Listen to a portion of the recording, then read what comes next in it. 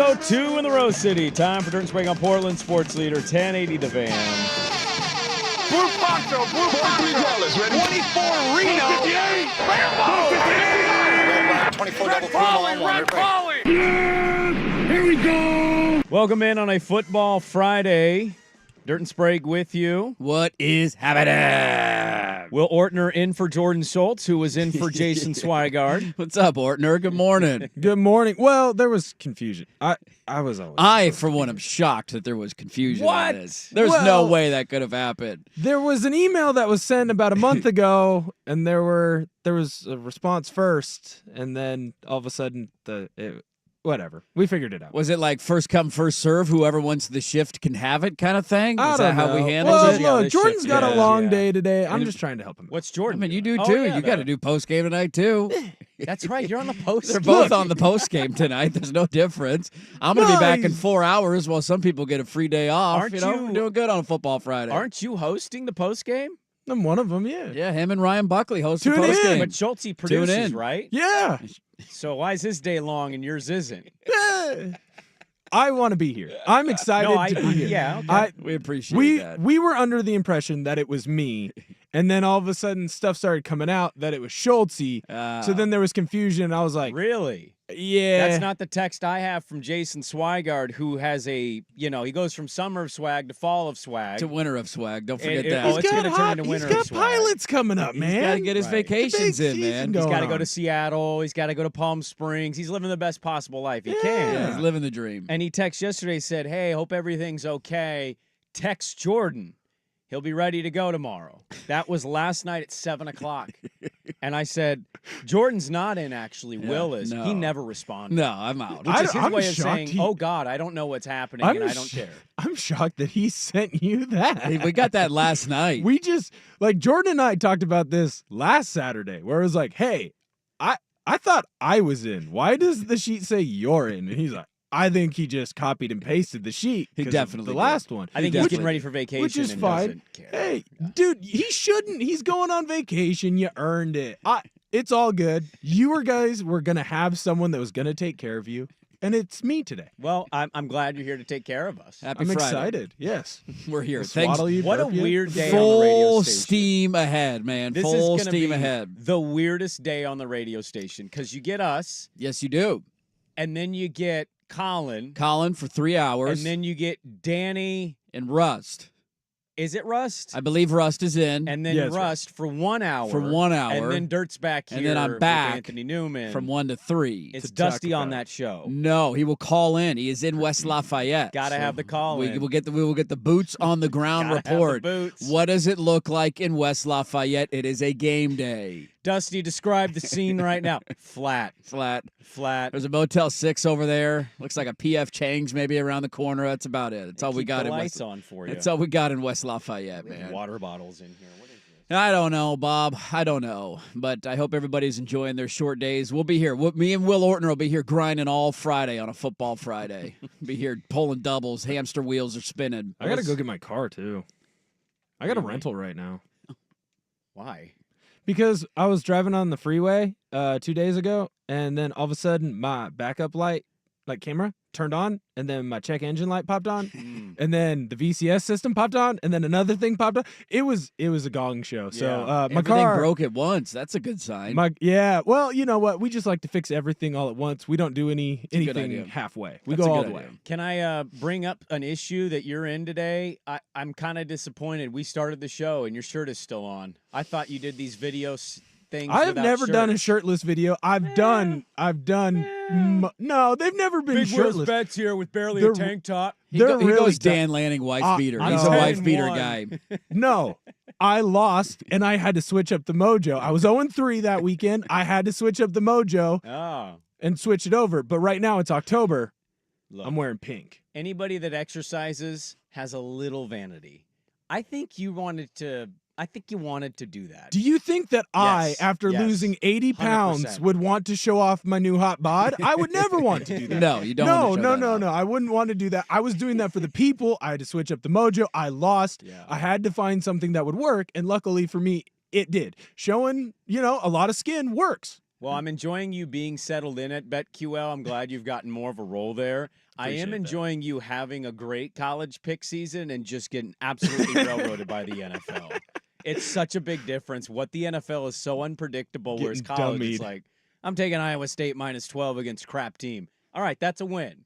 But good luck against the, I don't know, pick a game. Bucks Ravens, good luck to you this week. There's a reason why they do the NFL, then college, then they say expert. Yes. It's not college NFL expert. Right, It's right. college expert also does NFL. Also dabbles in NFL, yeah. Yeah, we were kicking ourselves last night because that one felt too easy. And sometimes when they feel too easy, it feels like a trap. That's where we needed Ken Barkley to tell us where is the fault here? Where's the trap? Well, we didn't fall. Well, hold on. We didn't fall into it. Did you gamble on it? Oh, I did. I mean, I gambled on it, but why didn't we Sprague the line on that game? I put $12 on them to cover that number. So I don't know. I just don't know why I didn't Sprague the line on. I felt confident. That was an obvious pick. There was no chance New Orleans was going to win You that guys game. picked New Orleans? No, Denver. Broncos. Oh, okay, good. Yeah, we're all three winners. Some people got that below 3 at one point. It was got like it at 1.5 1. I earlier got it this at 1. week. Yeah. How it was sub a field goal before kickoff makes no sense. I at don't all. get it at all. That was such a bad football game. It was a bad football game. I would argue the sports in general. Like there was one game, the baseball kind of. Yeah, you had one great baseball game, one terrible baseball game, and a terrible NFL game. Yeah. So once the Cleveland New York game was over, the night in sports was awful. I have no idea how to mentally be ready for what this weekend is with sports. Is it going to be good? I hope it lives up to the hype because I think this is the best combo slate we've had all season. I think you're on to something for both there. Saturday and Sunday. We've had a great Sunday, bad Saturday. We've had a great Saturday, bad Sunday. This one feels like it's going to be a great 48 hours. There's too many matchups for it to be a complete dud of a weekend. And then there's going to be one random one you throw in that nobody talks about or looks at, a la Alabama Vanderbilt, and I just hope it's not my team tonight, but there's going to be the one that pops up. You're like, they're losing to who? What? How's that happen? Like, that will take place, and this should be a great Sunday of NFL football. We'll get to your team at 7, but Yep. I parked my car this morning, got out, walked into the building, and I don't know why, but this thought went into my head.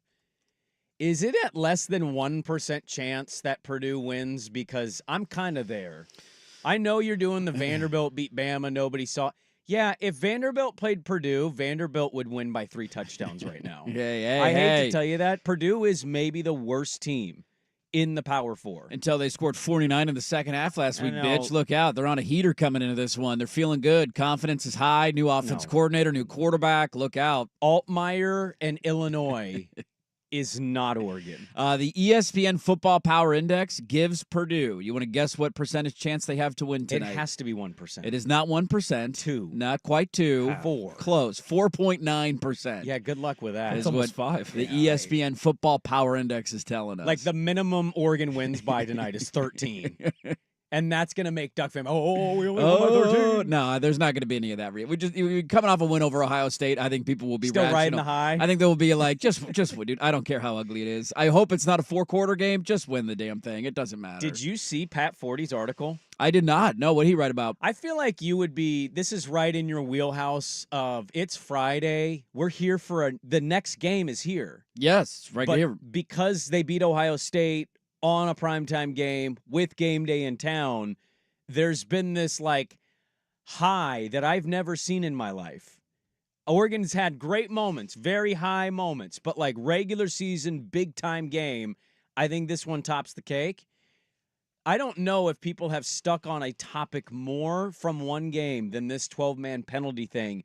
Pat Forty wrote an article about it. Oh, what was his take on it? His take is that Dan Lanning actually didn't do it intentionally and that he's taking credit for it because it benefits Dan Lanning. Okay. And he writes an article about this, and I don't know why it came out on a Thursday after that game.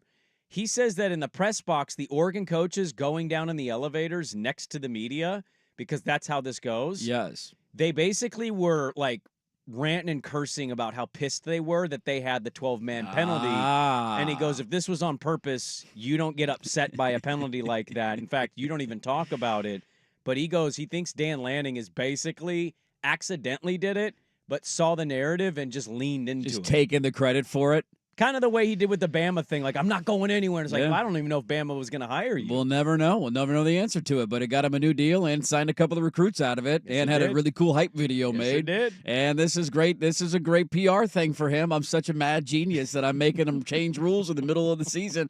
I am so tired of this story. I couldn't believe he wrote this on a Thursday. I'm like, what are we doing? This whole idea, too, that if he wouldn't have answered the question Monday night, that the rule wouldn't have been changed, I still push back against. This became a national talking point in the aftermath of the game on Saturday night. Yeah. This was a coast-to-coast, did he do it on purpose? What 12 men on the field, should it be allowed? This rule would have been changed either way because it should be changed. Even if he didn't do it on purpose, it's a weird loophole that shouldn't be allowed to exist. And so you take the clock back the exact way they're going to do it inside 2 minutes. Like, I think they're going to change it no matter what.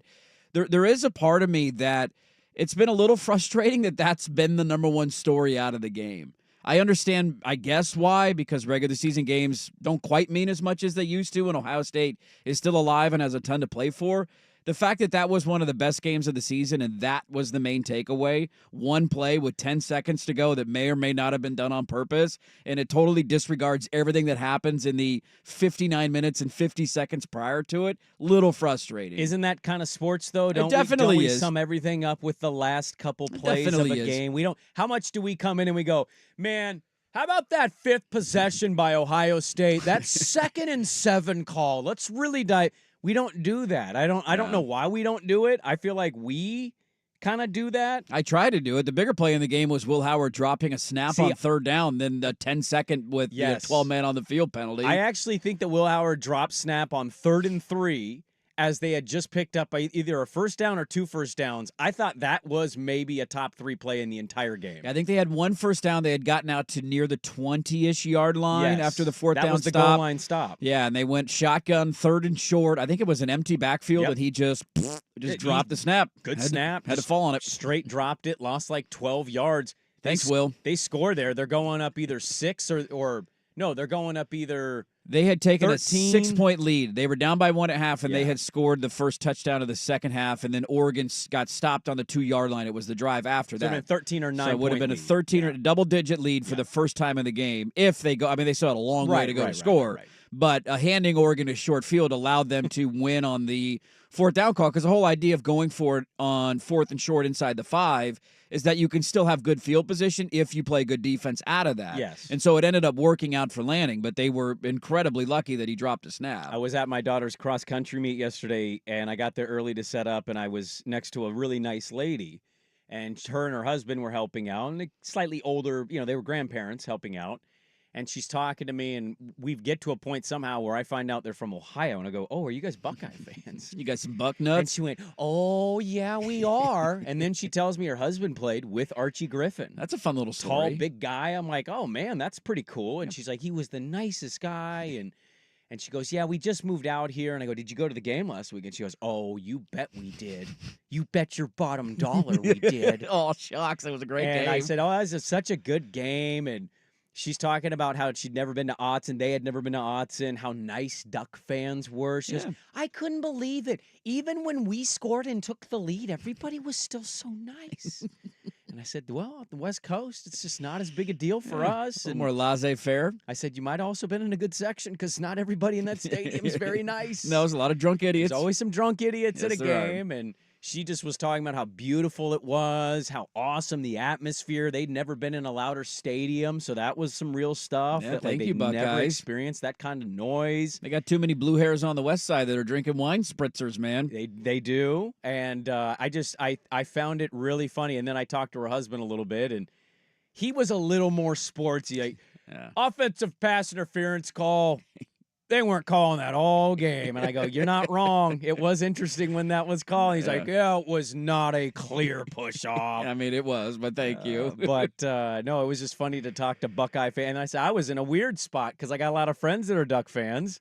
And I always used to root for Michigan. She Yeah. goes, "Don't say that." You can't say it with an M. You can't say the M in Michigan around those I people. said, "I'm so sorry." She goes, "Were you rooting for us at least?" And I said, I didn't really care. I just wanted a good football game. Just and live up to the hype, man. And the game lived up to the hype. That's all you can ask according for. to them, it did. But we are stuck discussing one of these dumb storylines out of it. I make it end, man. I didn't even see Pat Forty down there. Was he down there? Was he at the game? He's was at the claiming he's game. on the elevator with He was- coaches. well, yeah, he was at the elevator. Now, here's what I will say. Not on the elevator. He's at the elevator because I think they let the They do coaches not go let first. media members Yeah. ride elevators with coaches. Yes. It is a big thing where if you're trying to go down on the field at halftime You're or held at the end of back. the game, they Yeah. say move out of the way. Right. Coordinators are coming through. I actually talked to one of the elevator gals at the game at Ohio State, who she got in trouble because she didn't wait for one of the coordinators from Michigan State. And so she took the elevator down. And then the guy, whoever it was, or I can't remember if it was offense coordinator or defense coordinator, but one of them that was up there was stuck waiting for the elevator to come back up and was like 5 minutes late getting into the locker room for halftime.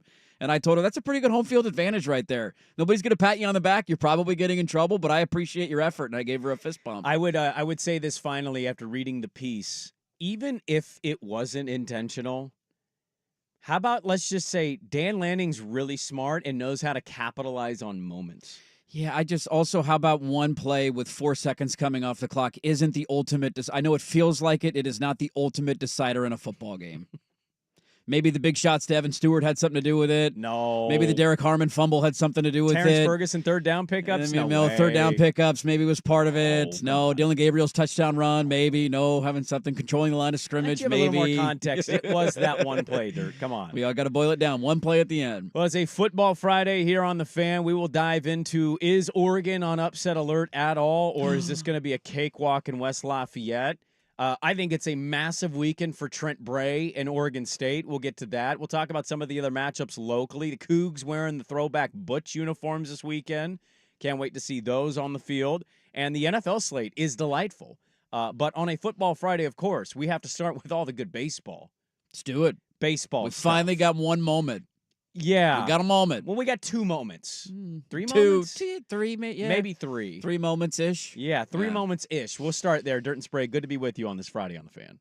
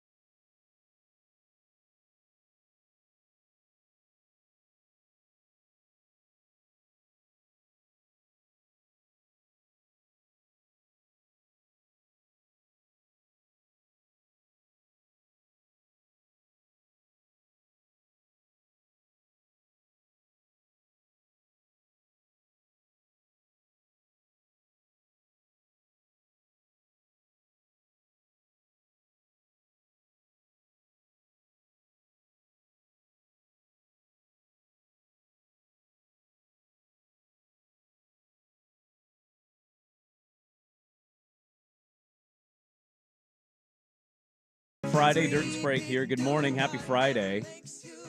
I've been game planning properly lately in the mornings to get ready, and so what I do is I'm kind of a caffeine addict at this point. It's probably why I will die early, and I have a double shot of espresso, and then I also have like an energy drink. And my wife drank all of my energy drink. You didn't have the energy drink left. So I'm only running on the espresso shots. Uh-oh. I think it's good enough. Uh-oh. But we'll see. Well, Swag's not back there to drink 37 cups of coffee, so there should be some coffee remaining in the building throughout the course of the morning. He legitimately goes back and gets like 9 cups of coffee. It's every other segment. He walks back to the kitchen to get a cup of coffee. Guys can't get thirsty anymore? Come on now. I mean, you can be thirsty. I just don't get not bringing your coffee. I think that's a free thing for him. We have free coffee, so he probably prefers to have it for free, but I like having my coffee right here so I don't have to get up 15 times a show. The worst is if he's doing the 3-camera angle that Will is currently doing on YouTube. The worst is when he decides to do that angle and then he's caught yawning. Like, cool, way to make our radio show sound fun. I got a talking to for gambling one time while I had the 3 thing on. Oh, really? Yeah. Are you farting around on DraftKings? What are you doing over there? I had hot bets I had to put in, man. I had winners. That's what it is on a Football Friday, baby. We'll Sprague the line, by the way. I don't know if we'll get his picks, and if we don't, you're going to make his picks for him. Yeah. Can't wait. That's the way it works. I All hope college you go football. 0-3. No, you got to go all NFL. We want 3 big no. low bets NFL. No, I'm not NFL going- picks only today. Don't make me go Yeah. shirtless Those are the rules. again. That Those are would the be a rules. shame. You It are would going to be pick a shame. NFL, and you're going to be half naked doing it. It Yes, would you be a will. shame if I had to take my shirt off. At It would 8:30, be a shame. Will Ortner will pick Lions versus Vikings naked in the producer studio. Dirt, I feel like if he unzipped that pink hoodie he's wearing, there's no shirt underneath. I There feel is like he is not. mentally There's probably ready. a pretty good pretty good chance over there that He's ready. Time yeah. to start doing push-ups, boys. Yeah. Well, you don't Get need ready. to. I can see the physique. It's standing out. The pecs are there. Let's get to the baseball stuff. Why have the Mets and Dodgers had such an awful series? I thought that was like a lock to be a good series. Been one of the most unforgettable, unwatchable, I don't care series that I can ever remember in the history of the Major League Baseball playoffs. And coming in, you had New York, LA. Ratings were crazy for game 1. Shohei Ohtani in this spot. He hit another tank job last night, so you got that right out of the gate. That was fun to see. You've just had alternating blowouts. Well, not really alternating at this point. The Dodgers have stacked back-to-back blowouts. Imagine how much those tickets cost for Mets fans at Citi Field. In the last 2 games, by the time we've gotten to the 7th inning, the stadium has been empty. Every seat behind home plate, the people are gone. Like you cannot ask for a worse outcome in the Major League playoffs when you have a standalone game after the other one earlier is this crazy comeback. Oh my God, home runs, madness. And then that one, by the time it's in the 5th inning, the game is over and everybody clicks the channel. You mentioned on Monday's show how you couldn't handle the anxiety of your team maybe blowing the game to Ohio State, so you left. Yes. Now, you had a media credential. I did. I was watching that baseball game way too late into the night. Like, why am I still having this on my TV? Yeah. And I did notice they hit like a double down the line, and it's like the 7th or 8th inning. And I looked on the replay, and there was nobody in the first like 7 rows. I got the hell out of there, man. And I thought, okay, I get getting your ass kicked. It's not fun. But those tickets are not cheap either. No. I don't get the fan that leaves those kind of events at that point. Even if you knew the Mets weren't going to come back. Which we did know. They've shown so much ability to come back and have late drama that, like, isn't it worth it financially to just stick around for one more inning?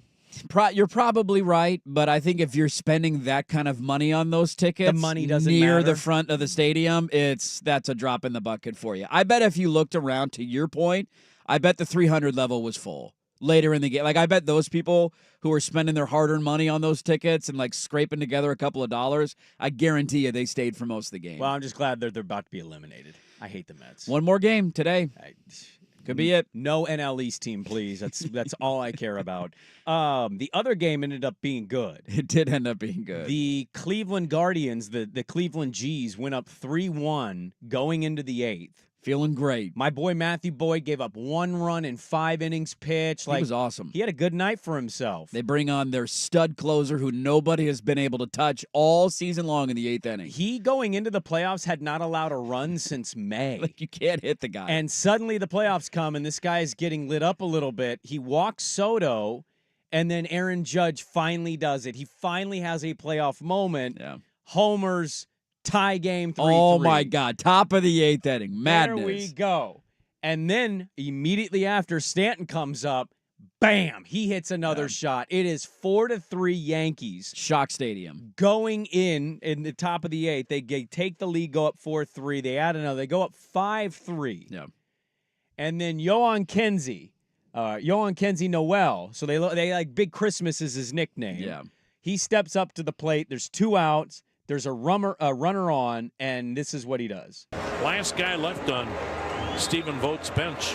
No time like the present. Swung out and hammered. High, deep to left. Away, out of here. So that was Tom Hamilton, the radio guy on WTAM. That's such a great call. That is a good call. Is this one better? How about this one for Yohan Kenzie Noel? Plató, batazo! ¡Feliz Navidad! ¡Feliz Navidad!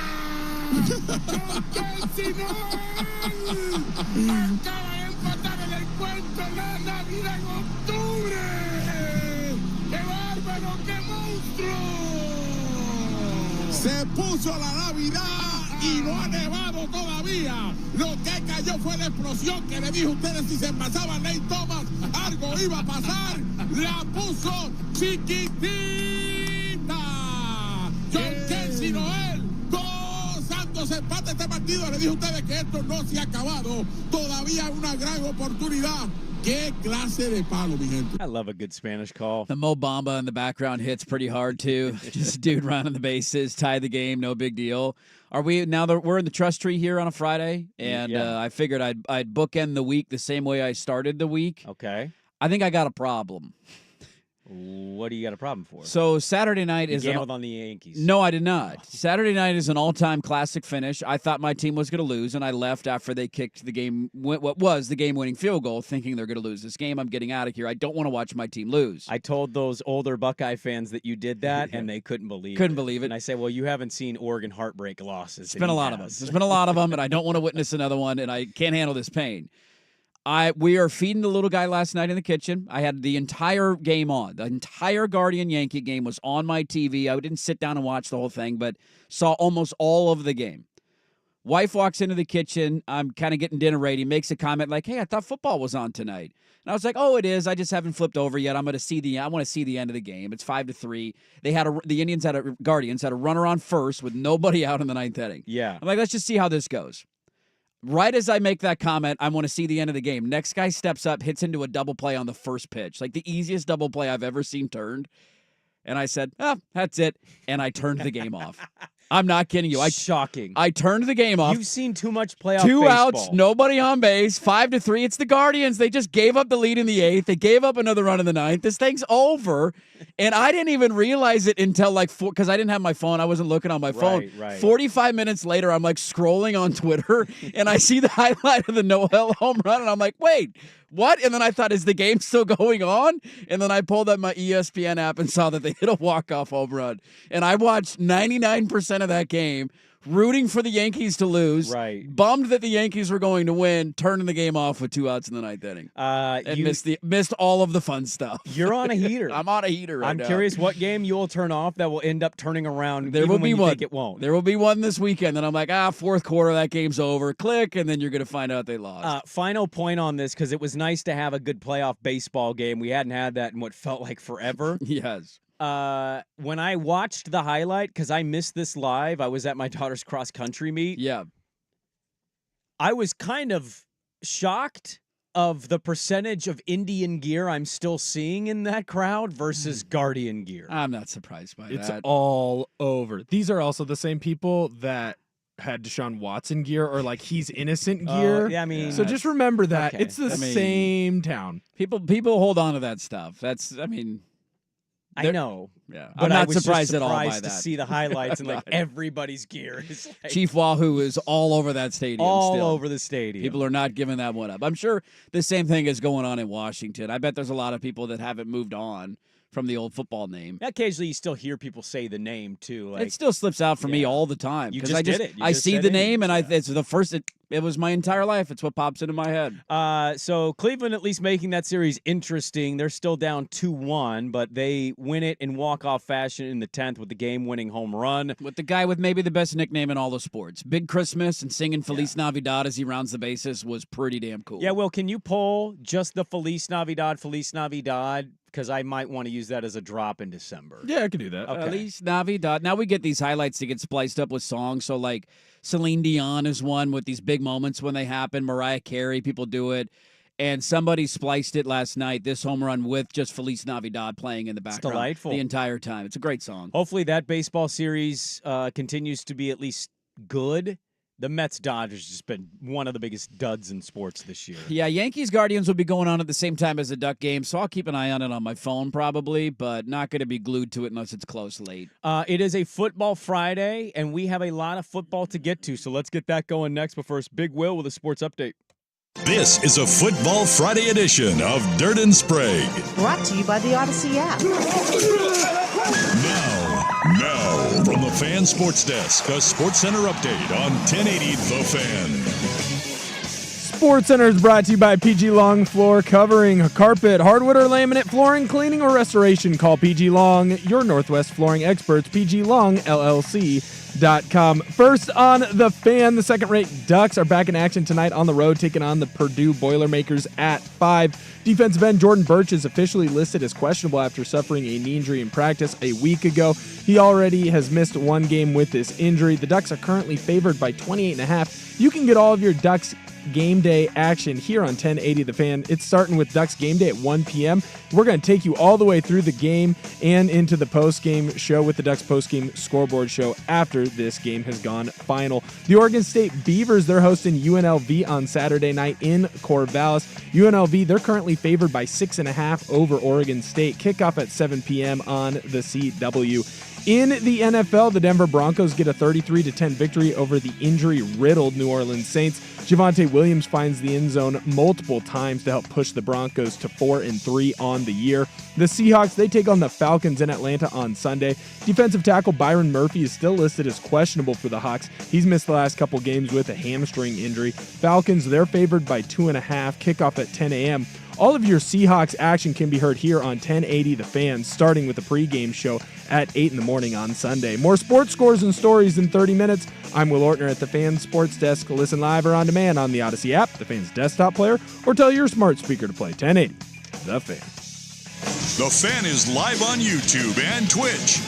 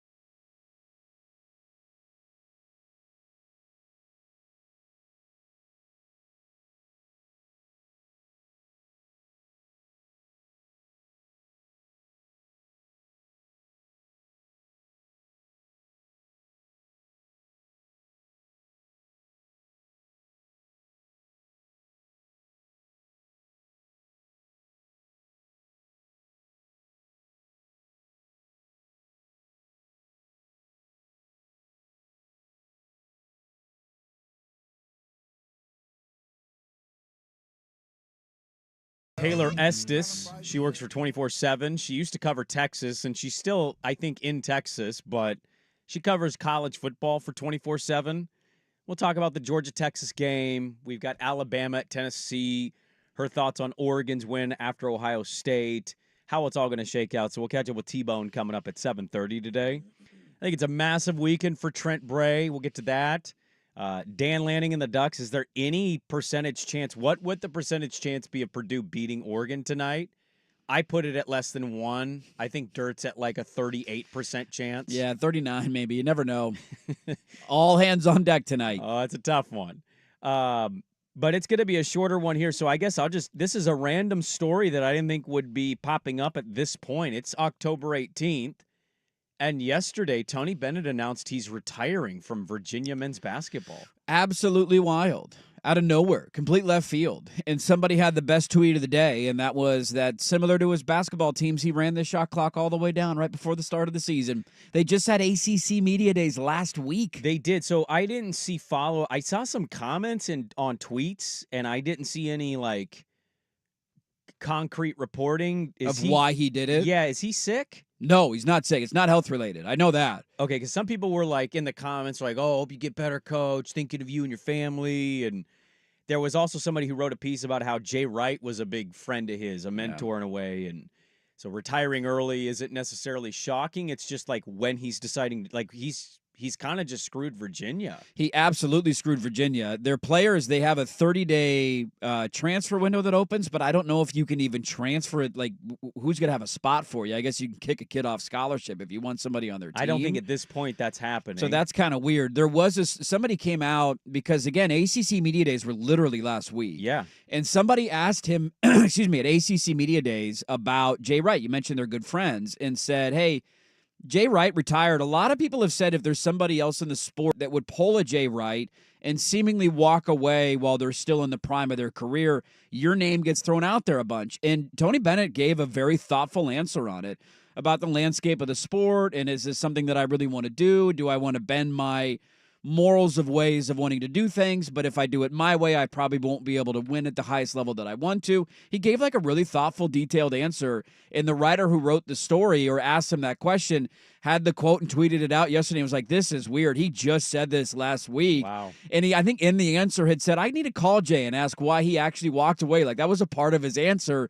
And then you get this a week later of, I'm gone. I'm not doing this anymore. Well, they won the title, and they had that great redemption story after losing as a 1 seed to a 16. But post that title, he has the craziest tournament run we've ever seen because I believe his last 6 tournament wins, or how many wins do you need in the tournament to win a title? 6. It's 6. His last 6 tournament wins, they all came in that year. Every other year he was in the tournament over the last 7 years or whatever, he lost in the first round. Yeah, it was interesting because Cougar Fan also had a response to this. He gave them some of the best years he did in their basketball sports lives. Clay Thompson had a comment on him yesterday and put out a post for him. So it very random to do this at this point. And again, if there's something that we find out, there's a family issue or something, then okay. But I'm pretty sure everybody's confirmed that this is not health related in any way, shape, or form. If that's the case, so let's just cover every base here. If that's the case, there's nothing like in that regard.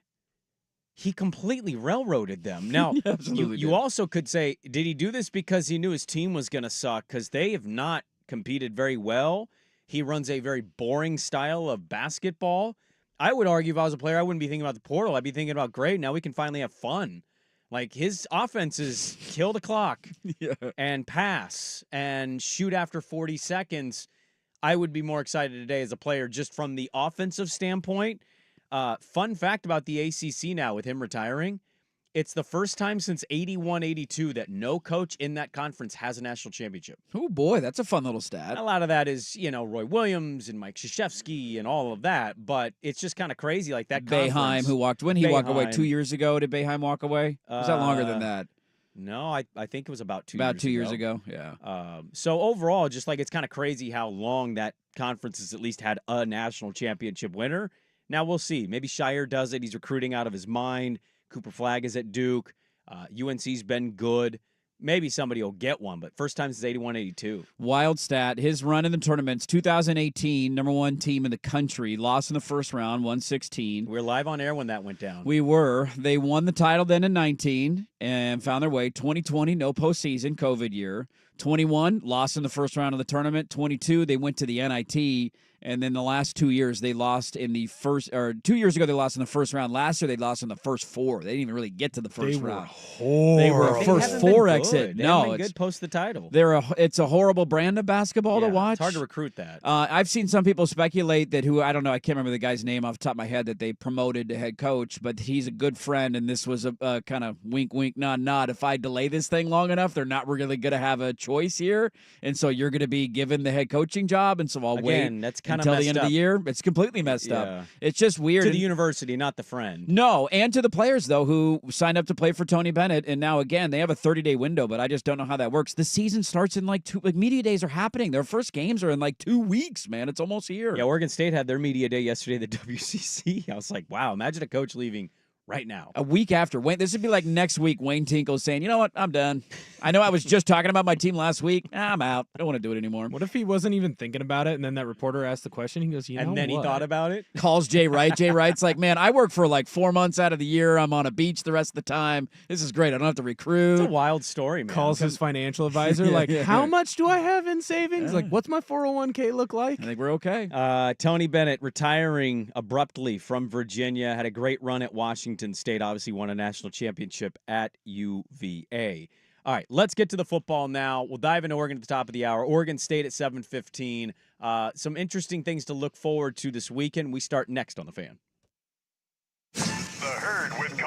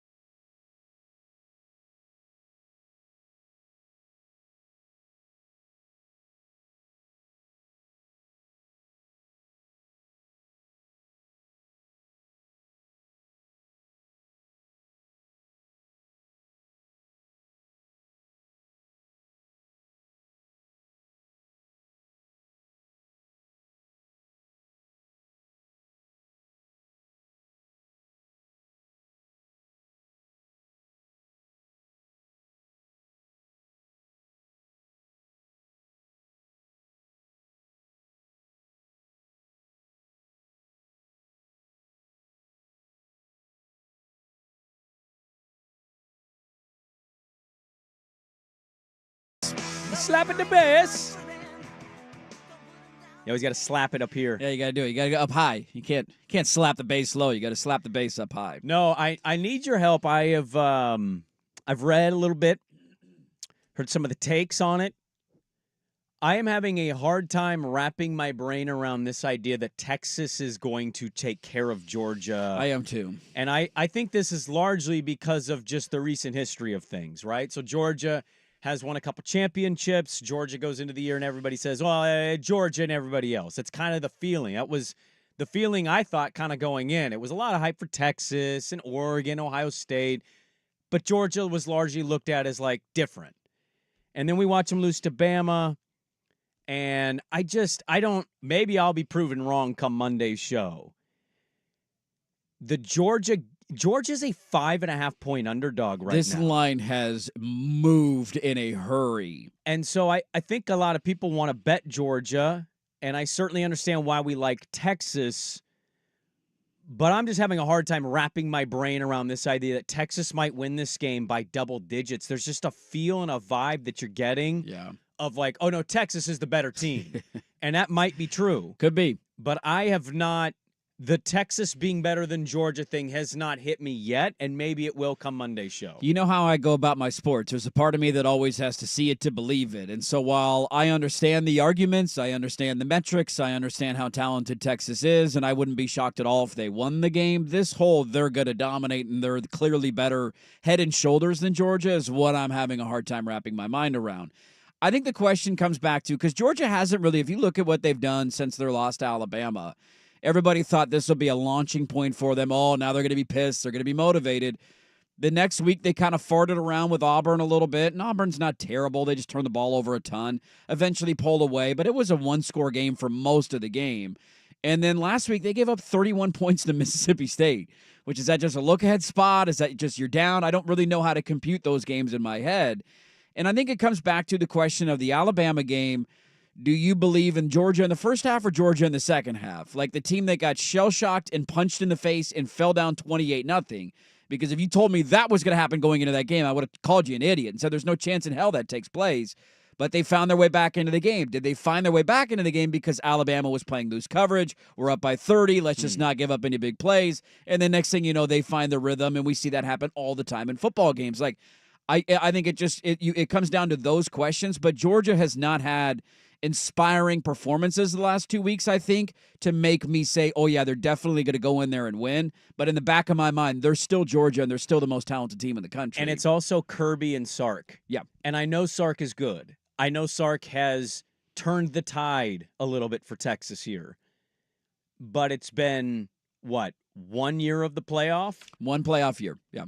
You lost to Washington. They lost to Oklahoma last year. They did. You know, I don't know what it is. I can't wrap my brain around it. I think it's a combination of one program in their established success and the other one trying to rise back to an established of success. And I think it's the coaching stuff. So I'm just going to go into this and I'm going to say Sarkisian's just going to completely outcoach Kirby Smart. Yeah. And I don't know if I'm ready for any of this. That's Texas weird. certainly is one of the best teams in college football. I would not deny that.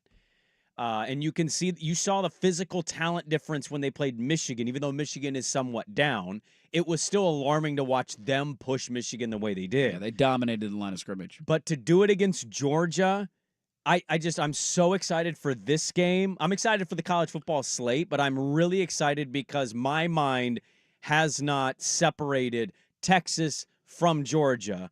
I'm kind of preparing to see Georgia win, because everybody's telling me Texas is going to handle them or beat them, or this is where the matchups are, that I don't know if I'm ready to accept it until the final horn goes off and Texas wins the game. I think part of the thinking, too, has to do with we've seen two of these massive games early in the year, and the home crowd has had a big impact on the game. Alabama, Georgia in the first half, that was an insane atmosphere.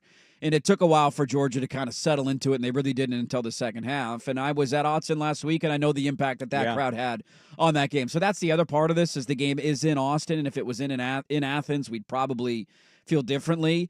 I have this hope that there's a lot of really good teams at the top of the sport this year, but there's not one that is head and shoulders above everybody else. But if Texas beats Georgia If the way they- people think, then that they're might that do team. it. They're that team because every other team in the country has shown a vulnerability. Georgia's done it. My team's undefeated, but they barely beat Idaho and Boise the first 2 weeks. Ohio State just lost a game. Like everybody has shown, even Penn State going on the road and struggling a little bit and having to come back to beat USC. Yeah, Aller threw 3 picks. One-loss teams and undefeated teams have all had a bit of a blip on their radar. And it's too strong to say that Texas hasn't played anybody. We've had a lot of pushback on that this week. It's not true. They had to go on the road to Michigan. Mm-hmm. Some teams can't win there. They did have to play Oklahoma in a rivalry game that has had like 10 straight years of one-score rivalry games, no matter how good or bad the teams are. I would argue they have not played an elite team yet, and that to me is a fact. I don't view Michigan and Oklahoma as true top 25 teams by the end of the year. So now is where the rubber meets the road because we did this with Ohio State last week. They were beating everybody by 50, even at times not looking at their best, pulling away and looking like one of the most dominant teams in the country, and then they faced their first buzzsaw. The difference, again, though, was that game was on the road for them, and this game is at home for Texas. It feels weird. It feels dirty. I'm kind of rooting for Georgia. Really? I am. I Why? want everybody to have a vulnerability, and if Texas wins this game by 17 or 20 points, This gets and they Georgia pull closer away, to being eliminated. I would think as a Duck fan, you have to take into account what's best for you. And Georgia still gets into the playoff if they finish with 2 losses, even if they don't go to the SEC title game. oh, without a doubt, they might even be in with 3. But they become No, don't do they? No. I'm not saying it's impossible, but you become incredibly vulnerable at 2. You lose one more, and I think they have Ole Miss and Tennessee on their schedule. I think they're going to be out at 3. I think 3 is the cutoff this year. Now, 3 getting in wouldn't shock me, but 2 is like, we're on our last legs. Yeah. We cannot afford any more. You're on life support. And I would just think as a Duck fan, you would actually be rooting for what's better for you. And I would say what's better How for is Texas you, blowing out Georgia, though, better for me? If because you Texas get Georgia looks, closer to not being in the playoff. I just don't want Georgia in the playoff. but if Texas is that big of a monster then to they're do the that, 1 seed, and you don't play them in the first round. You don't play them in the second round. I mean, that would hopefully be the case. But So- you don't know if Oregon's going to win the Big Ten. You don't know what seed they're going to get. But Like I have no clue how that's going to play out. But the season's about attrition, and we don't know what teams are going to stay healthy all the way through. That's what this could boil down to, like it does in the NFL. Very well could. And I would just think even if Texas looks the part, you as a Duck fan would say, I want Georgia at least gone. And I'm not saying you need a pom-pom wave there for the Longhorns. I get why you're saying Georgia. I would just rather not have Georgia involved. Even if they look vulnerable, there's still a lot of Georgia that I don't want any part of. I don't want any part of Kirby Smart and his defensive prowess. And last time you saw Georgia play Oregon, I know that's a different team, a different time. Yeah. But it didn't feel good. And so, I would just think you'd want Georgia closer to being out of the dance than being in the dance. I think the reality of this game, though, is that if Texas does it to Georgia this weekend, they are Georgia. That is the new Georgia. Win a title. Sure, that's fine. There's a we little did that bit to of Kirby 3 years ago yeah, and said, win a yeah. title and wake me up when you do it. And then I he know. went back to back. And it's harder to win and a title Sark now. might do it twice in a row. So we'll see how it all plays out. But that's my thought as well. That's a good poll question. What way should Duck fan be leaning, Texas or Georgia? I think it's Georgia. You're rooting for Texas this week, or you're rooting for Georgia. I'm rooting for I want everybody to look vulnerable. Georgia's already looked vulnerable. They might still be the best team in the country, but I want everybody to have a vulnerability, and Texas has not shown it yet. It is a loaded second hour. A lot of Ducks, a lot of Beavers. We've got Taylor Esses down in Austin. Talk about that game and others this week. And Dirt Sprague back with more. Hour 2 on the Fan.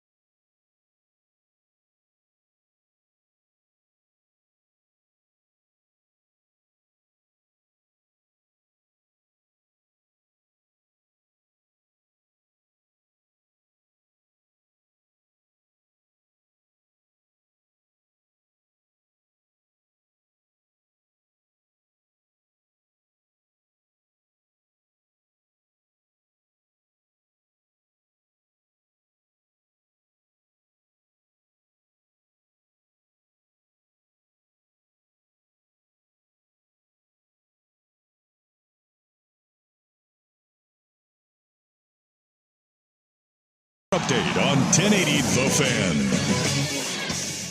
Sports Center is brought to you by Big's Chicken. Try their smoked and fried wings, tossed with the killer perfect dry rub and served with a killer trio of sauces. Menus at bigschicken.com. First on The Fan, the second-ranked Ducks are back in action tonight. They're on the road taking on the Purdue Boilermakers at 5. Defensive end Jordan Birch is still officially listed as questionable. He suffered a knee injury in practice a week ago. Still no word on if he'll be able to come back this week. He missed the Ohio State game. Right now, the Ducks are favored by 28.5. You can get all of your Ducks action here on 1080 The Fan. We're going to start you off with the pregame show, Ducks Game Day at 1 p.m., and we're going to take you all the way through the game and after with the Ducks postgame scoreboard show after that one. The Beavers host UNLV on Saturday night in Corvallis. UNLV is currently favored by 6.5 over Oregon State. Kickoff at 7 p.m. on the CW Network. More sports scores and stories in 30 minutes. I'm Will Ortner at the Fan Sports Desk. Go listen live or on demand on the Odyssey app, the Fan's desktop player, or tell your smart speaker to play 1080 The Fan. Tired of getting dinged by subscriptions? We want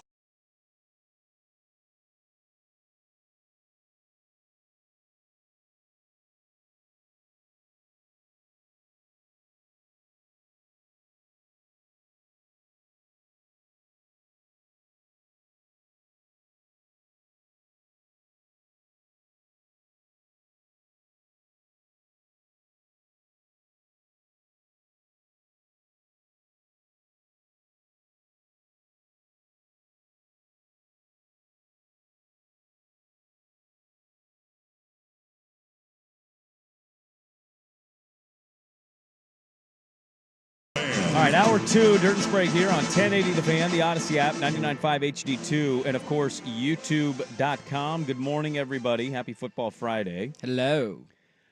Thinking of a poll question, Dirt, if you're just tuning in, says he's rooting for Georgia this weekend, so every playoff team looks vulnerable. I argue Duck fans should be rooting for Texas to get Georgia closer to being eliminated. Yeah, this is where we disagree, is I think a 3-loss Georgia is guaranteed a playoff spot.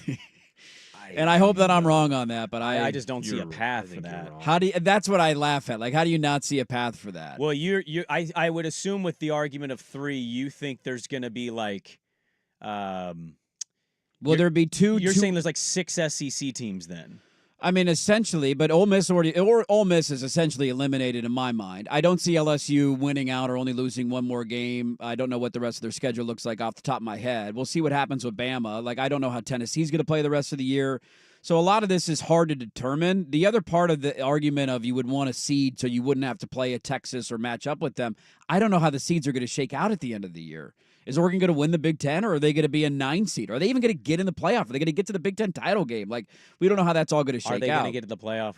They should get to the playoff. Barring like 4 injuries, Oregon's path is pretty easy. But you're going with the thought they're guaranteed to win the Big Ten, and that's not guaranteed at all. No, I didn't say that. But this is my point, though. If Texas is the number 1 seed and you end up being the 8 seed that doesn't win the Big Ten, even if you win your first game, guess who you got to go play in round 2 But then? if your next loss is the Big Ten title game, in what world are you an 8 seed? You're like a 5 seed. You're probably a 5 seed, yeah. So you're not playing the 1 seed. I don't know who the 1 seed's going to be. Like, I have no clue what the seeds are going to be. I know, but my point is, like, I guess what I'm saying is I just would rather have Georgia out. And I disagree with you. I don't think a 3-loss Georgia's making the playoff. Okay. We'll beer bet that one. I don't think I love the doubt of the SEC after a 1-loss Bama jumped an undefeated Florida State I was wrong last year? to make the playoff last year. I just don't think Georgia's guaranteed at 3 losses. They're not guaranteed. I'm not saying that. No, he just thinks but they they're can not do it. eliminated in any way, shape, or form with 3 losses. They need a lot. But you have 4 lot. automatic But here's the help. thing, though. We always play this thing forward. How many 2-loss teams are going to be left at the end of the year? 2-loss or better teams. It ends up being most years right around that 10 or 11 ranked team. Plus you've got right in that 2-loss range. team. But now we also have harder schedules and harder matchups in the regular season where teams are having to play teams that they didn't used to have to play in the regular season. You have the 4 conference winners, right? The highest ranked conference winner. You have the automatic qualifier. There's 5 of the 12. Yep. And then after that, it's like how many? Well, You get 7 spots is there going to open. be 2 Big 12 teams? I highly doubt it. No, but I think Highly there doubt might it. Is be there going to 2 be 2 ACC teams? I think Clemson, there's Miami. a world. I think there's a world where Miami's you got get 2 ACC Miami's got to figure their S out because they should have 2 L's on their schedule already. I'd have they to go don't. look at schedule But they don't. stuff. But they if don't. Iowa State, Kansas State don't play till a Big 12 title game. I think they do play, but don't think they do. Okay. I'll pull that up. So there you go. There's your path to a 2-12 Big 12 teams. I don't think Iowa you'll State get loses, Kansas State wins. They're the Sure. Big 12 winner. Iowa State's first conference loss is to Kansas State in the Big 12 title game. They're both getting in. They do play. They play in the Right. last game of the regular season. Well, I that's think a there's a tasty world where you little get and four then maybe Big Ten rematch again teams. the next week after that. Well, there you go. I think there's a world where you get 4 Big Ten teams. Who's the fourth? Well, Oh, yeah, right who now would the you fourth be? well depends on how Indiana does. Depends on how okay. Illinois Cincinnati. does. I mean, I don't know about Illinois Illinois. is winning. Indiana's Look, the team. Indiana- Indiana might Nebraska lose. only has one Have you seen loss. Indiana's schedule? It's weak. It's weak. They're It's going to be incredibly 9 weak. Indiana minimum.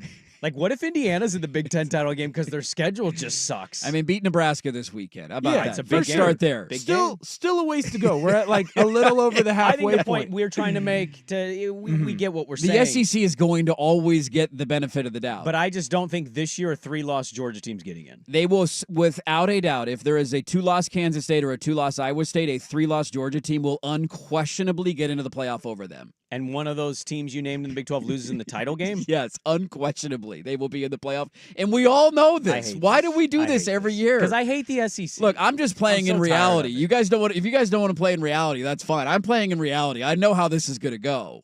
We all do. If there's going to be a 3-loss team, This it is kind would of be a- probably Georgia. Florida State was undefeated last This year. is They And lost they their were like, no, quarterback. sorry. See, that's not a thing. That's not a part of actually the a thing. committee It shouldn't be a metrics. thing. They It just was, made though. it up They at made the it up. end. It was, though. I know, but they made it up to get the other team in. Quarterback got hurt. Look, Just eliminate him. Get him out of there. If we're also being honest, this is kind of a moot conversation. Georgia's probably going to lose and then never lose the rest of the year. So they Yes. won't have 3 losses. So, like, all of this Right. is I'm for not nothing. picking them to lose to Ole Miss or Tennessee right now. It is a Duck game day. That it is. There was somebody on Twitter I saw yesterday afternoon, 3-year Letterman. He's basically a troll sports account. Pretty funny account. He's He great. had a delightful troll. Dan Lanning tweeted, "Happy anniversary to my wife of 15 years." Been a lot talked about with Dan Lanning and his wife.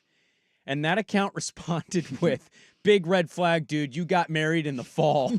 Football wedding guy. What are we doing, Dan? I actually thought that was a sneaky point. Like, when did you get 15 So years ago? he actually talked about this in the Maria Taylor interview where he took his clothes off in front of her. Yeah. That the reason that they did it was a shotgun wedding. It Sure. was we got to get this thing got a done. baby coming. We gotta let's do it now. So I don't think he would have chosen a fall wedding, but he didn't really have any choice. I do there. love when people like stay married. It's great because then later on you get to tell the story of like, yeah, you got married because you were secretly pregnant. For Yes. some reason that was a big deal for you and your family. You got to be married before it all happens, man. I didn't do that. People frown upon that stuff. How Well. dare you? You're going to hell, man. I was a white going into a different culture of family, having not done that. That was not great. No, that's not not good. great for me. Not good. That stuff's important. I think it's less than 2% chance Oregon loses today. I just do not see any way, even if the hangover effect, short week, road trip, all of that. Yeah. It's their first big time zone jump of the year.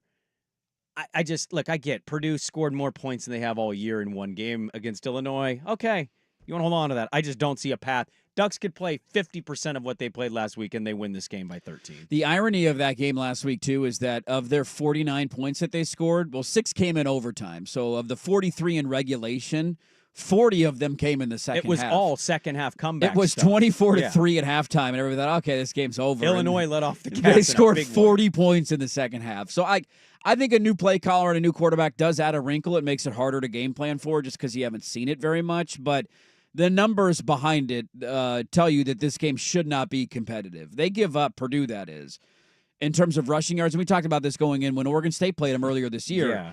They are giving up 230 rushing yards per game on the ground. Like, this is a game after what you showed up front at your offensive line last week against Ohio State that you should essentially just be able to turn around and hand the ball off the entire game and win comfortably. And so I think the only questions are short week and the travel. Those are the only 2 reasons why anybody would even ponder this game being competitive. I think the first quarter will tell us all we need to know. Does Oregon come out and look lethargic, funky? Is there a dumb turnover? Dylan Gabriel's had those outside of the Ohio State game. Remember, he had the 100-yard pick six against UCLA through 2 red zone interceptions against Michigan State. So you do that kind of stuff on the road where there's an actual crowd where there wasn't at UCLA, kind of wakes them up, makes them feel like they have a chance. If this game gets to the end of the first quarter and it's 14-0 Oregon, you just change. It's over. They're not going to you can tell me maybe they have a backdoor cover in the second half, Whatever. but I think the first quarter will tell us all we need to know if Oregon's focused and ready to play or if they're going to play with their food and this is going to be one of those dumb games. I think it's Mississippi State, Purdue, and UCLA in the running for worst teams in the Power Four. Who's the team in the A? Is there one in the ACC? I looked up the candidate? ACC one. The ACC one is North Carolina. I think North Carolina could score. North Carolina's pretty bad. They're bad. Their defense is bad. They gave up 70 to James Madison. Boy, at your home. NC State Wolfpack Rough year. preseason Rough dirty year. poll. Oh! We're not howling right now. We're limping. Yeah, everybody's limping right now. Not Super feeling good thrilled about that one. Future. Oof. You had a future ticket on NC State. I was a part of that show. That guy got Yes. me all riled up. I was like, That's right. Wolfpack. That guy was fired up, man. How about the bottom four of the ACC? Florida State, Cal, NC State, and UNC. Yeah, that's a Yikes. bonanza Bad right for there. Cal because they're like right there on all of that. They've lost like 3 games by 8 points. Their It's point differential insane. is so close this year. You feel bad for them the way that they haven't been able to pull through. I'll give you one thing that I'm curious of tonight. Sure. Because I know there's not a lot of stuff for people, and I get it. It's, Friday. To go from Ohio State to Purdue Oh, it's a is massive such letdown. a huge, oh, God. And I'm actually wondering if the Friday thing helps with the letdown of, there's not even enough time to, react to the Ohio State win. You're back in the office on Sunday, and it's we lost a day. There's no time to even dwell on the win. So maybe that's just me in my own head trying to be confident about a blowout. I think you give the kids that night. They partied. Lanning said he got home at midnight, 1 o'clock. And then I think the next day you come in and you start game planning. They watch film, and then come Monday, it's all right, guys, this is what we're going to do. We got a game Friday. We're traveling on Thursday. We got to turn around. What is there any punishment for Trayshawn Holden? Is one of the biggest things that I'm curious of tonight. And how does that look? Does he play the entire game? Does he not play at all? Does he miss a quarter? Does he miss a half? What would you do? I would suspend him for part of the game without a doubt. That was horrific. I Oregon, couldn't believe he did that. I mean, that's one of the cardinal sins that you cannot do in the sport of football. And The guy was wearing a visor. What did you think you were going to do with your spit? You don't It spit on happens people all the time, actually. I mean, No, sure, I believe that. but you don't do it. It doesn't when it's matter. blatant like that is what we're talking about. In It's stupid, 4 but it feet in front of an happens. official after a play is over. It's one thing when you're blocking a guy and you're in the middle of a scrum and you hock a loogie on a dude. You give him a little bit of the. Spit on that guy. It's different when there's an official 4 feet away and the play's over. And oh, by the way, it's 2nd and goal from the 8-yard line. Let's move you back to the 23. The way Lanning talked about it on Monday, he was livid with what he did. Mm-hmm. So I imagine there's a lot of behind the scenes punishment. But I'm curious of.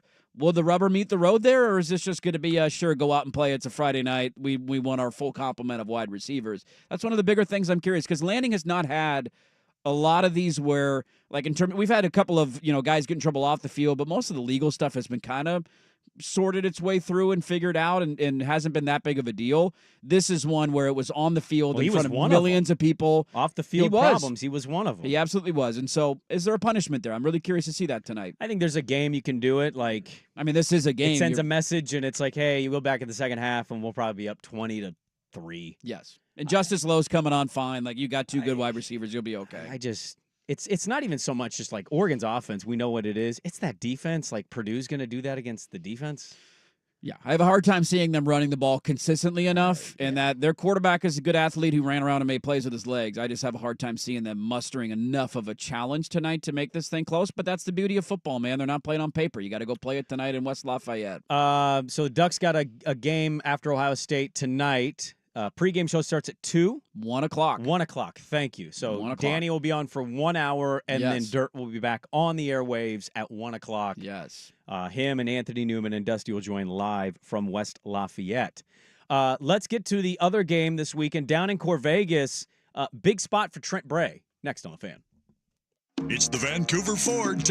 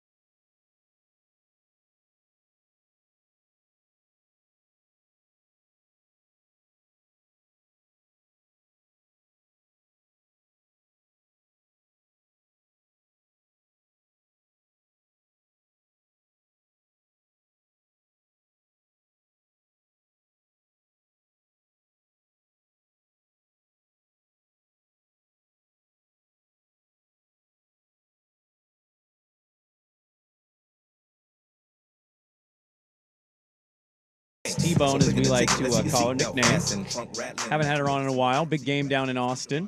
They're not taking UGA. Georgia's not taking their mascot. Remember the last time these teams played and the Bevo almost killed them? Do you remember that video? No, but I feel like every other year that UGA dog dies and there's a new UGA. I was going to say, it's a different UGA, isn't it? They don't last Bulldogs don't last very long They to get begin health with. issues, yeah. But they played in the Sugar Bowl. Sam Ellinger, Texas is back, hook 'em, like 2018-ish, somewhere in there. And they tried to bring UGA over to see Bevo. And Bevo, like, charged out of its controlled area and tried to kill the dog. So they're not taking UGA this time. I like that.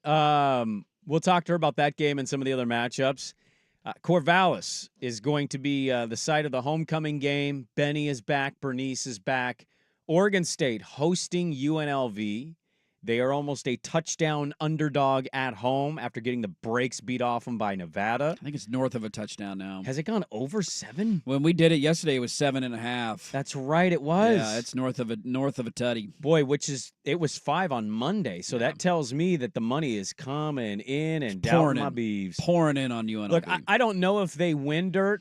What I can tell you is this is the only way we as fans in media can react to what we see is these are real good spots for coaches to kind of show us who they are. Yeah.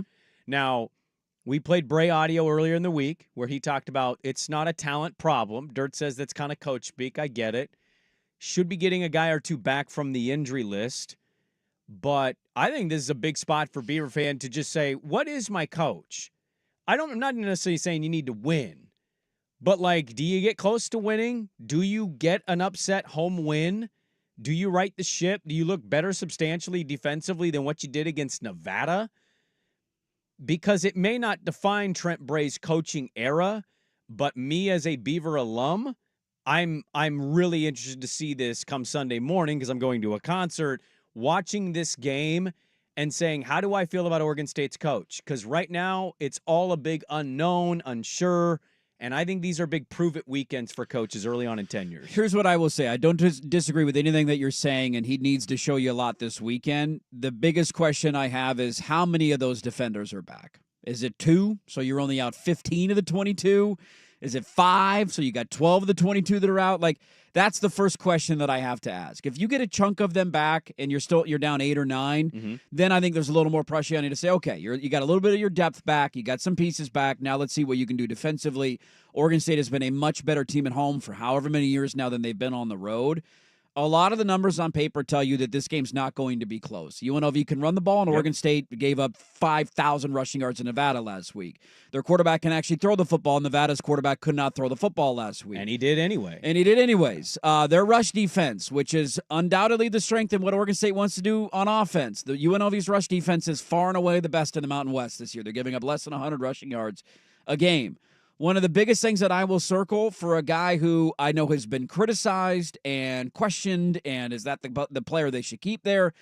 For the first 4 games of the year, Giovanni McCoy did not throw an interception. Threw a bad one against Colorado State, and then he threw 4 last week. I only counting 3 because one of them was a Hail Mary at the end of the game, but one of them was a pick 6 that completely changed the feeling and the dynamic of that game. A late throw on an out route, which is just a no-no for a quarterback, and he doesn't have the arm strength to get it there in time. Yeah. You can't do that. And if you throw a couple of picks and he turns the ball over and he plays loosey-goosey with it, and you're struggling to run the football maybe the way that you wanted to coming in, this to me has a lopsided outcome written all over it. Sure. But that's it. I understand the point on Bray. I also think it's one of those. I'm caught in between of wanting to be fair to him of their roster was so decimated in the offseason that the biggest thing that they lost was depth. And if you go through that many injuries, like if you're playing tight ends again Saturday night at defensive end, I don't know how you win this football game. Okay, so coach speak is a real thing. We know that. You can certainly respond, well, what is he supposed to say? Yeah. But it's also not a good look to come out and say there's not a lack of talent, that it's just gap discipline, that it's just assignment football is the fix here. Because if you get ran all over again, I'm just supposed to, well, you're injured. Well, but the coach isn't echoing that. The coach is basically saying, no, we don't lack for talent. We just weren't on our assignments. You can certainly say, what else are you supposed to say? I would say, don't say that. Don't say don't have a lack of talent and it's only assignment football that needs to be fixed. The other part of this, and it's a little unfair to Bray, but again, he signed up to be the head coach. even if you're decimated, the unfortunate nature of this is that everybody kind of looked at this year, even if it was really unrealistic, and said how important it is for you to be good and relevant. If you get the brakes beat off you by UNLV at home on your homecoming night, with the Benny logo back too. We've already talked about that. I don't look at their schedule and circle a whole lot of wins. No. So it's not even that you would just go to 4-3. It would be, I don't know if you're a bowl team. I would be wondering if you're a bowl team. Yeah, you go to Cal the next week, and Cal is feisty, not easy to beat. Cal's record does not indicate who they are. You have pointed out San Jose State, who has been better than people have given them credit for early in the season. Air Force sucks, so that should be a win, but it's on the road. And that was about it, I think. Felt that way about Nevada, because Nevada also sucks, so that's the tough part with that one. You don't lose to a choke. And then you close with Washington State and Boise State. And those don't look like good games for you on paper because of the matchup problems. So my point is, like, it may be unfortunate, not fair to him, but the injuries compile with losses in what felt like a very important year to be like 9-3 or 10-2 at a minimum. Yep. Now goes from like, maybe 8-4, maybe 7-5, maybe not even bowling. Yeah, can you get to a bowl game? And that's why this weekend's important for me. He's saying it's not a lack of talent, it's just assignment football. Okay. I was willing to give the injury thing, but if you're going to say that, yeah, it's a fair point. Let's see what it's going to be. And if they get ran out of their own building by UNLV after getting the brakes beat off them by Nevada, woof, buzz your girlfriend. I don't know what's exciting about that. Yeah, they've had back-to-back games now where a couple of weeks ago you beat Purdue the way that you did, and the final score was a little misleading about how even close that game was. That was a dominant win. Purdue for had Oregon like a State. backdoor touchdown. It was like 38-14, and they scored a touchdown with a couple of minutes to go. And you followed that up with a game that went to double overtime against the Colorado State team at home, who I didn't think was very good coming in. And then you lost a game that I didn't think you had any business losing. Now, if you're healthy, I still think you beat Nevada. If you have half of those guys back defensively, I think that you win that game. It's just the big question that I have, man. And we're never going to know. I wish that football programs and coaches would get to the point of acknowledging injuries, because it would make so much of this stuff more understandable. Of going into this game, if I told you, all right, they're out 17 of their 22 too deep on defense. If I tell you going into the game tomorrow night that 13 of those guys are still out, how you feeling about the game? Right. You're probably not feeling great, but if you say, hey, we should get some bodies back, we're feeling a little bit healthier, we just got to get our assignments cleaned up, then you kind of talk yourself into this, and then you turn the game on at 7 when it kicks off, and you're like, 2 of those guys are back, and that's all. Everybody else is still out. Well, I'm not going to give you much of a chance to win that game, so I think it would help his argument just knowing how many guys are out, but massive weekend for them, man, because I'm with you. The disappointment of the loss last week, if you turn around and you win tomorrow night at home, it doesn't wash away losing to Nevada. But it does restore some confidence okay. in coaching. Right? All right, we're doing all right, and then maybe things will be okay. Right. We can still get to 8 or 9 wins. But this is a really tough matchup, and I don't know if you get the UNLV look-ahead factor, because they do have Boise next week. I think they want to beat these former Power 4 schools, and they want to make a statement of, we're good enough to hang with these programs, and I think they're going to come in ready to go. I also know enough Beaver fans in my life that aren't on the internet or the text lines sounding off all day that are like, this is kind of not make or break per se, but just like, man, if they don't do a certain thing, it's just going to not feel great at all going forward. Well, I think just from the simple point of I was fan told they're support. recruiting worse than when they recruited with Jonathan Smith, and he didn't recruit well.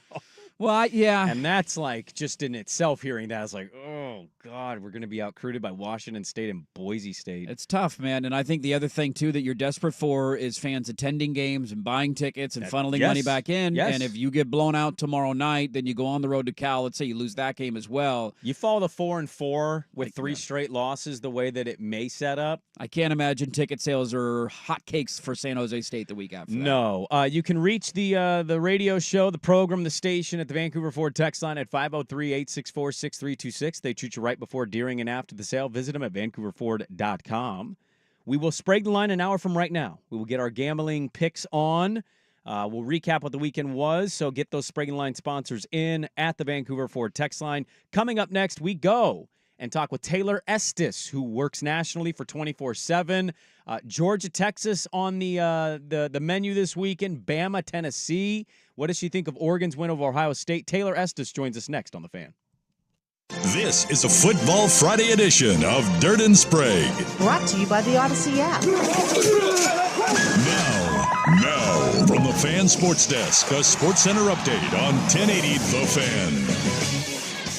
Sports Center is brought to you by A&E Plumbing, Heating, and Air, serving Portland, Southwest Washington, and the Gorge. Online at aneheatingandcooling.com. It's hard to stop a train. First on the Fan, the Dodgers cruised to an easy 8-run win, 10-2 in Game 4 of the NLCS against the Mets Thursday night. LA goes for the series victory this afternoon in New York. Jack Flaherty on the mound for the Dodgers, David Peterson on the mound for the Mets. First pitch at 2:08, Dodgers favored at -150.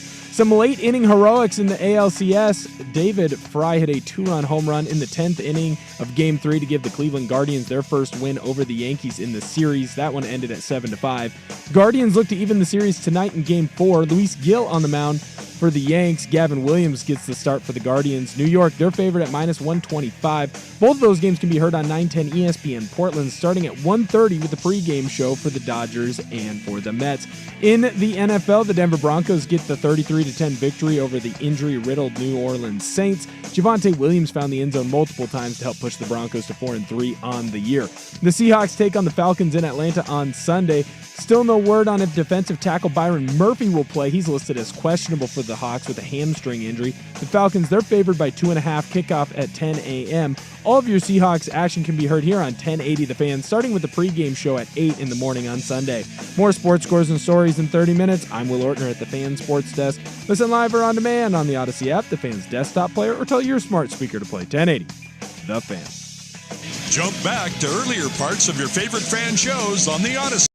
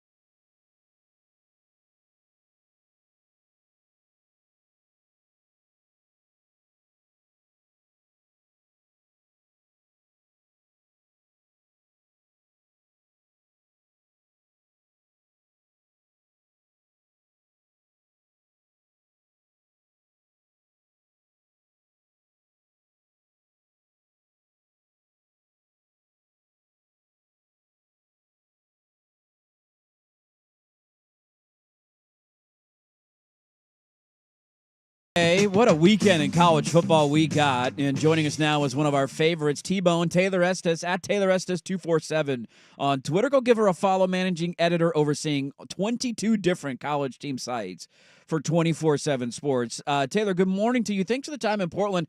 We got to start, though, down in Austin, Texas. That is unquestionably the game of the weekend. We were talking about it earlier. There's this narrative out there that, like, and I understand why. Georgia's looked vulnerable, Texas hasn't, and that Texas is just going to steamroll them. I have a hard time envisioning that, but I also didn't see Georgia falling down 28-0 to Bama in the first half. How do you feel about that game going down tomorrow in Austin?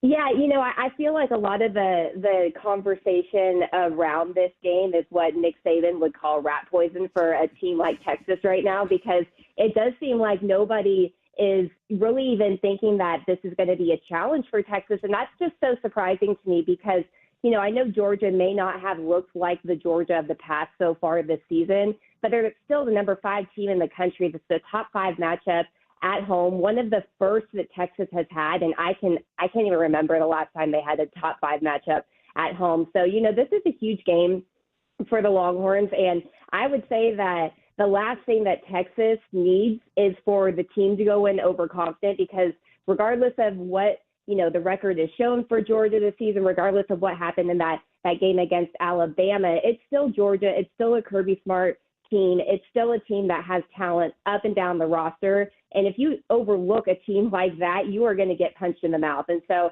it's definitely going to be a really big game for Texas, obviously, with College Game Day in town.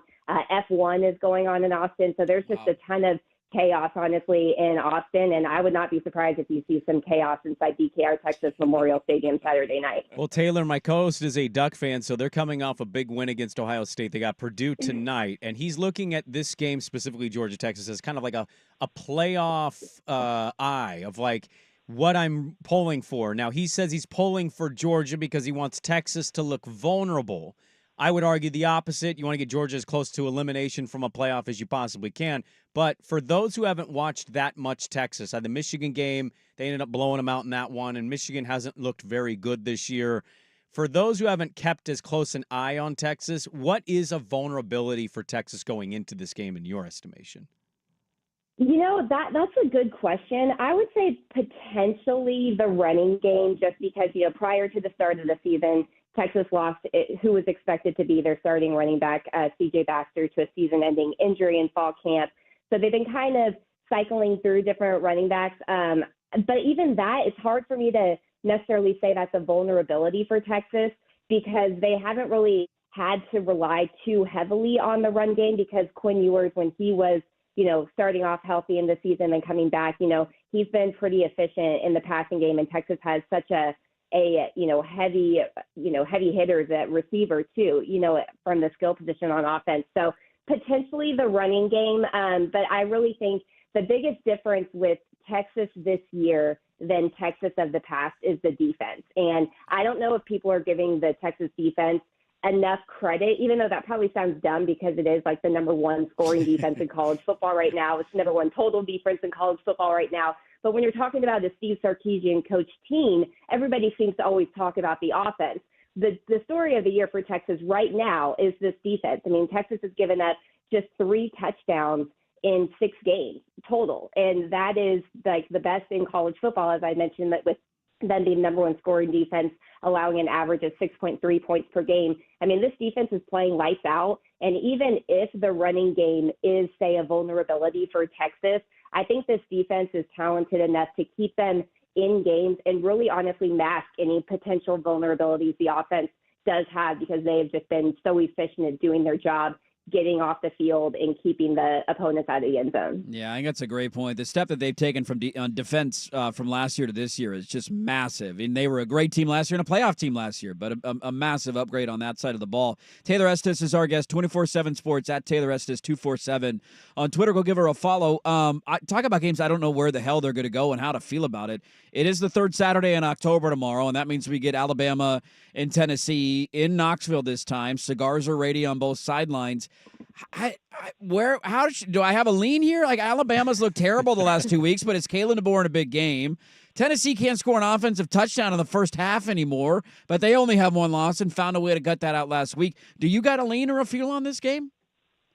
I really don't. And this is going to not make me many fans of Tennessee or Alabama fans, but I will say this. I think both Alabama and Tennessee are kind of grossly overrated right now. I mean, I've really felt that way about Alabama, honestly, all year. I think, it's not really his fault, but I do feel like Jalen Milroe gets way more credit than he deserves in, just like watching the game against South Carolina, last weekend when they're down against South Carolina, and then Jalen Milroe throws a 34-yard touchdown pass to a wide open receiver that was clearly a busted coverage, and the announcer's like, "Oh, Jalen Milroe," and I'm kind of like, "What?" Like, he even overthrew him. Like, am I watching the same guy right now? It's just, I feel like it's not Jalen Milroe's fault. I just feel like there's this hype train around him that's really just inflated, honestly. And I kind of feel the same about Tennessee too. I feel like with both of these teams, we don't know what we don't know right now. And I don't think that's a good point to be at when you are, top team, or, I think Tennessee might be number 11 right now, but number 11 team in the country and a top 10 team in the country.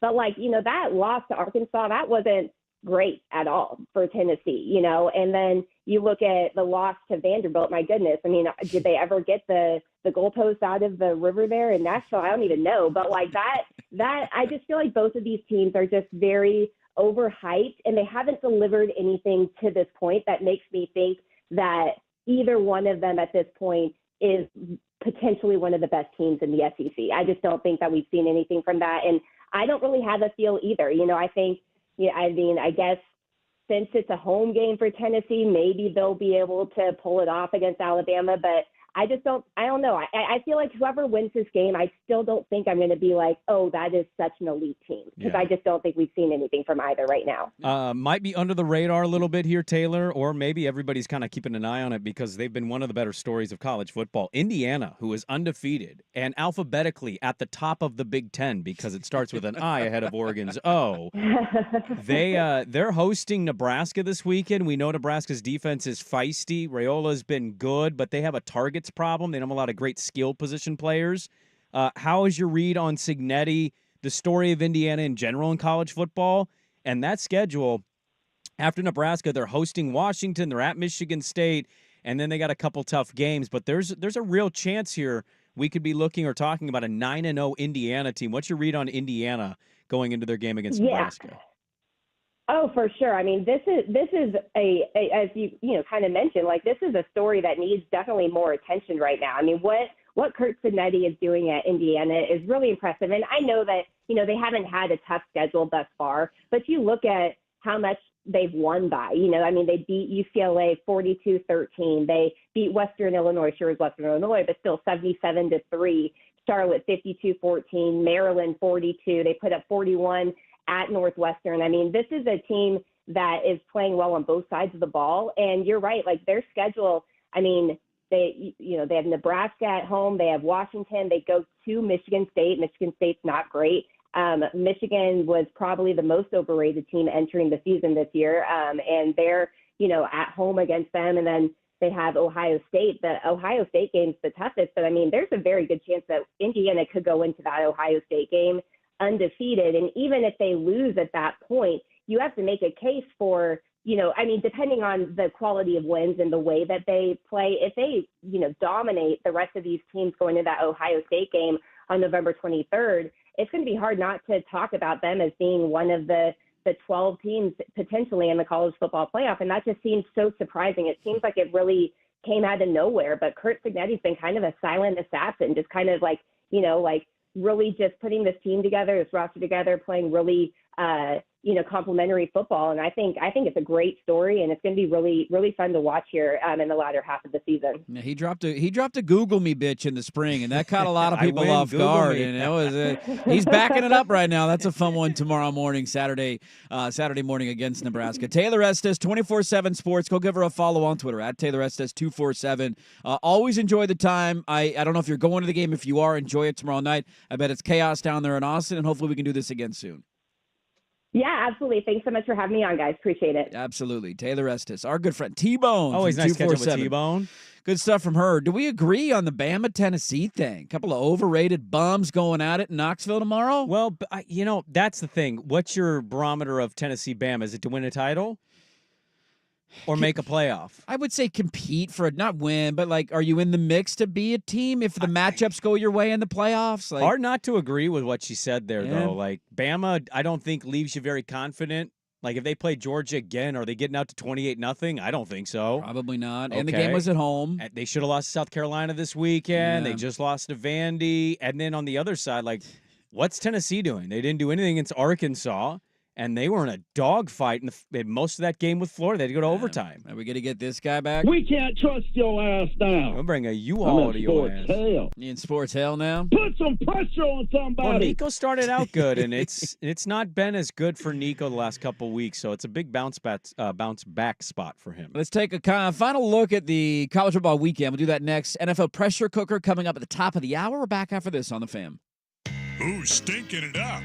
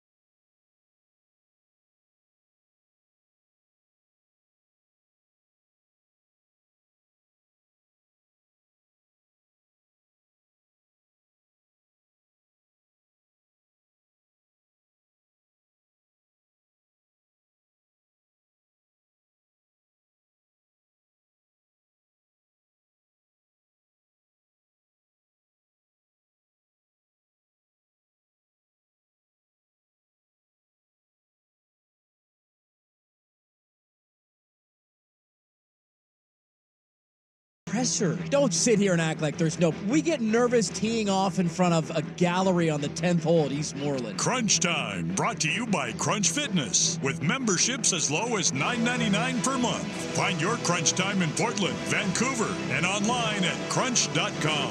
Hey, Crunch Time, brought to you by Crunch Fitness. Memberships as low as $9.99 a month. Find your Crunch Time in Portland, Vancouver, online at crunch.com. NFL pressure cooker coming up top of the hour. Are your ingredients ready to go? You know what spices you're going to use this weekend? I feel like I sold the NFL short when I was quarterbacking. I think the NFL is better than college. We're going to get weekend. to it. 8:15. We're getting to I think it's NFL. good. Half hour of good. NFL coming up. Oh, my God. Right around the corner. And the segment's basically over. Stroud in love. Let me read a thought to you at the Vancouver 4 text line, 503-864-6326. That's antsy. where you can get your Sprague the Line sponsors in as well for 8:30. We're spragging hard this weekend. Do you agree? Yeah. This seems like a classic DeBoer game. Bounce back, scheme it up. Alabama looks great Saturday. DeBoer seems to have a pattern of playing down or up to competition. I think that is well established of what he does as a coach, and he's largely escaped losing close games to bad teams his career that it finally bit him. off, dude. It should piss you off. Here's the difference, though. You can play up to Tennessee level to win the game, and maybe their offense will just be too good. The problem with Alabama is actually their defense. Their defense is horrific. Their defense does not look like a Nick Saban defense. No. And so I think that's really the story is they don't have the dudes. Malachi Moore is the biggest name on that defense. Other than that, like their defensive line has been shredded. Their offensive lines had real problems blocking South Carolina last week. And now, to be fair to South Carolina, they're not great, but their defensive line is very talented.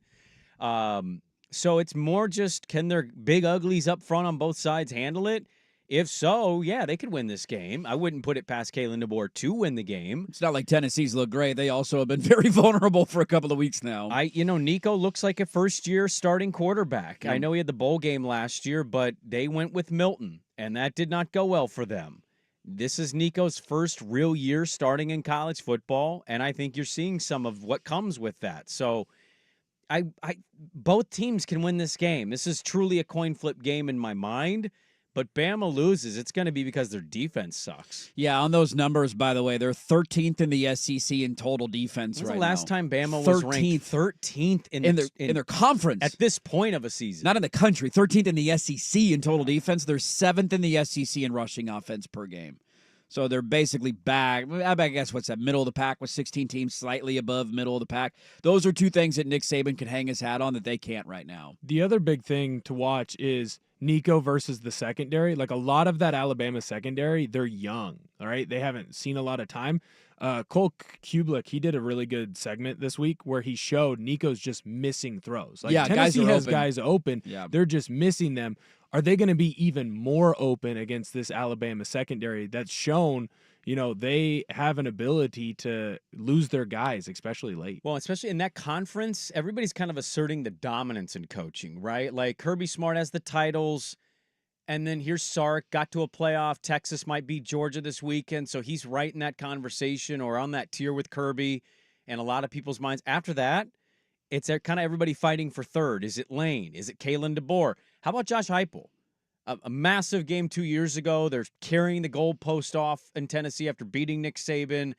Little bit of a down year last year. Okay, come back, play his former team in Oklahoma, house him in Oklahoma, and then lose to Arkansas, and then barely beat Florida, who we know isn't good. Yeah. Like, this is a pretty nice little coaching matchup of who's going to come out on top here as you fight for coach supremacy as well in that conference. Similar to what we had in Eugene last weekend, where you knew the conversation to whoever lost that game was going to be a little ridiculous, but the fan bases would not handle it very well, and that's been the case with Ohio State all week. Like, would have been the case, I think, for some of the Lanning for sure people. Would have been. He loses another big game, and is he going to win one? How many cracks is he? How many times is it going to take? Like, You're going to unquestionably have that out of this That game. 4th and goal would have hurt a lot more and been talked That's all about we a would've whole talked lot about. more if they would have lost that All game week. to Ohio State. Imagine if they don't get the onside kick and Ohio State just recovers it at midfield. Well, What are we yeah. saying then, right? Like, oh, now these are brilliant decisions because they worked. Funny how that works. Yeah. But imagine the conversation in Tuscaloosa if Alabama loses this game. It really is going to bring a U-Haul to his ass. Well, he's gonna have Whether to that's start a- wearing a suit. honeymoon's over. Yeah, it is. I would argue Send it a is. U-Haul to your They ass. lost to Vandy. It is over. It is over. The guy quite literally on the phone call said, "You can win a national championship, and I still won't trust your ass." The other one that people got, it's so funny the things that people are picking up on down there. So at first it was they lose to Vandy. He didn't tuck his shirt in. They were mad at him for not, he looked like a slob. Saban would never. He always tucks his shirt in down there. The other one is the tradition in this rivalry game. They always play the third Saturday in October, Bama and Tennessee. The winners smoke cigars. There's the famous Derrick Henry, Nick Saban picture of the locker room with cigars in their mouth after the game. And I'm pretty sure that he was asked this week, are you going to light up a cigar if you win? And his response was, I'm not a cigar guy. He said he's not a smoker. I'm not a smoker. He said he would not smoke. And everybody in Bama was like, are you kidding me? We light cigars when we beat. This is what we do down here, damn it. Tobacco is bad. Sister on the block. Unless it's the third Saturday in October. Yes. Do you think he knows how to smoke a cigar? I mean, you don't even have to smoke it. Just put one in your It's mouth. not that hard. no, I think quite literally are telling you have to smoke At it. least you It's just at not least that at the hard. bare minimum, he has. If they win the game, Yeah, he you have has to have a at least a picture look, in the yeah. locker room with just a chicken bone in his mouth. That's all I you agree, need. I agree. You don't need to light it if you don't want But to. does he know how to smoke one? No, he definitely does It it. would be great if he had like a like a Swisher Sweet in. A Like, he wooden didn't tip even- on the end or he something. didn't get like Mild. a good one. Like he went to 7-Eleven and was like, "Fine, I'll smoke a cigar." Bama fans here and he doesn't smoke cigars. All they're thinking is, I'm in sports hell. I'm in sports hell right now. Dude, imagine he won't even take a photo with one. I know. That would be bad. Bad luck. You got to do it. Last, before we move on to a half hour of NFL, give me the game that ends up being the tightest, best, or most uncomfortable for the highly ranked team or undefeated team. Miami, Louisville, No. Nebraska, Indiana, Yes. LSU at Arkansas. Nebraska, Indiana. That ends up being the best, Yeah. most uncomfortable game of the day? Yes. Okay. Yeah. 9 a.m. or tomorrow, Nebraska, Indiana on Fox. That is your big nooner tomorrow. Well, I'm curious to see that Nebraska defense. They've been really good. They've carried them more than the offense has. Talk about how big of a win that would be for Matt Rule, too, on the other side. Like, we're all talking Kirk Cignetti. They're ranked if they win that game. Yeah. They're 3-1 in the Big Ten if they win that game. That's a massive one for But to them. Will's point, if Indiana wins, I mean, you really might be looking Yeah. at 4 Big Ten teams in the playoff, which would, in your face on the Georgia front. Well, and if Illinois beats Michigan, like there's a 2-horse race for that. Illinois only has 1 loss, and They Luke do. Altmaier looks good. How do we feel about Illinois coming to Eugene if they win that game this weekend? Are we really feeling like this is a tough one? The They're Ducks gonna could come lose? in and I win would this be game? nervous. Yeah, I would feel Really? it would be similar to the Boise State kind of game feel. Bielema coming in against Lanning. Do they have an Ashton Jen team?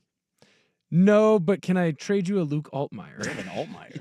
You're high on Luke Altmaier. He's Fun had a fact good that- year. He's thrown been like fun. 1 Yeah, he's had a good interception, year. dude. He I was know. pretty He decent. He was It's dealing Illinois. against Nebraska a couple weeks back. Illinois I don't know if I'd sucks. use the word dealing, but he was good in that game. Clutch touchdown passes. He did. He did have a clutch touchdown He's a pass. big deal, Now they did dude. almost lose to Purdue. They did. They gave up 49 points to Purdue last Keyword week. there, almost. Almost. Didn't happen. Get your fake sponsors in for Sprague in the line, 503-864-6326. We'll do that coming up at 8:30, a half hour of NFL starting with the pressure cooker. Starts the final hour, which is here, and that is next on 1080 The Fan. Can you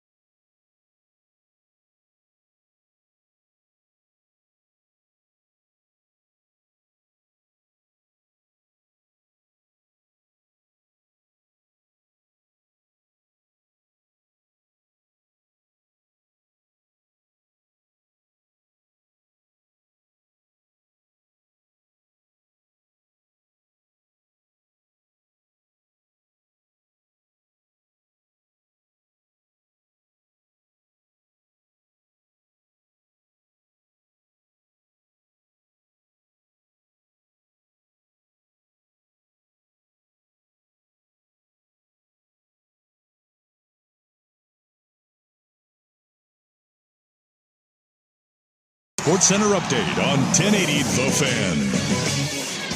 Sports Center is brought to you by Vulcan Design and Construction. Check out their award-winning outdoor living designs or schedule your free design consultation at vulcandc.com. First on the Fan, the second-ranked Ducks are back in action tonight. They're on the road. They're taking on the Purdue Boilermakers at 5. Defensive end Jordan Birch, he's still listed as questionable after he suffered a knee injury in practice a week ago. He's already missed one game with this injury, no telling if he will play in this one or not. The Ducks are currently favored by 28.5 in that one. You can get all of your Ducks action here on 1080 The Fan, starting with Ducks game day at 1 p.m., and we will end after the game with the Ducks postgame scoreboard show, so make sure you tune in all the way through the postgame action. The Beavers host UNLV on Saturday night in Corvallis. UNLV, they're currently favored by 6.5 over Oregon State. Kickoff at 7 p.m. on the CW network. The Seahawks take on the Falcons in the NFL. That one's going to be in Atlanta on Sunday. Defensive tackle Byron Murphy, he's still listed as questionable. He's been out for the last couple of weeks for the Hawks with a hamstring injury. Falcons are favored by 2.5. Kickoff at 10 a.m. All of your Seahawks action can be heard on 1080 The Fan, starting with the pregame show at 8 in the morning on Sunday. More sports scores and stories in 30 minutes. I'm Will Ortner at the Fan Sports Desk. Listen live or on demand on the Odyssey app, the Fan's desktop player, or tell your smart speaker to play 1080 The Fan. Got a smart speaker? It's The Fan in your office and every room of your home. Tell your smart speaker to play 1080 The Fan.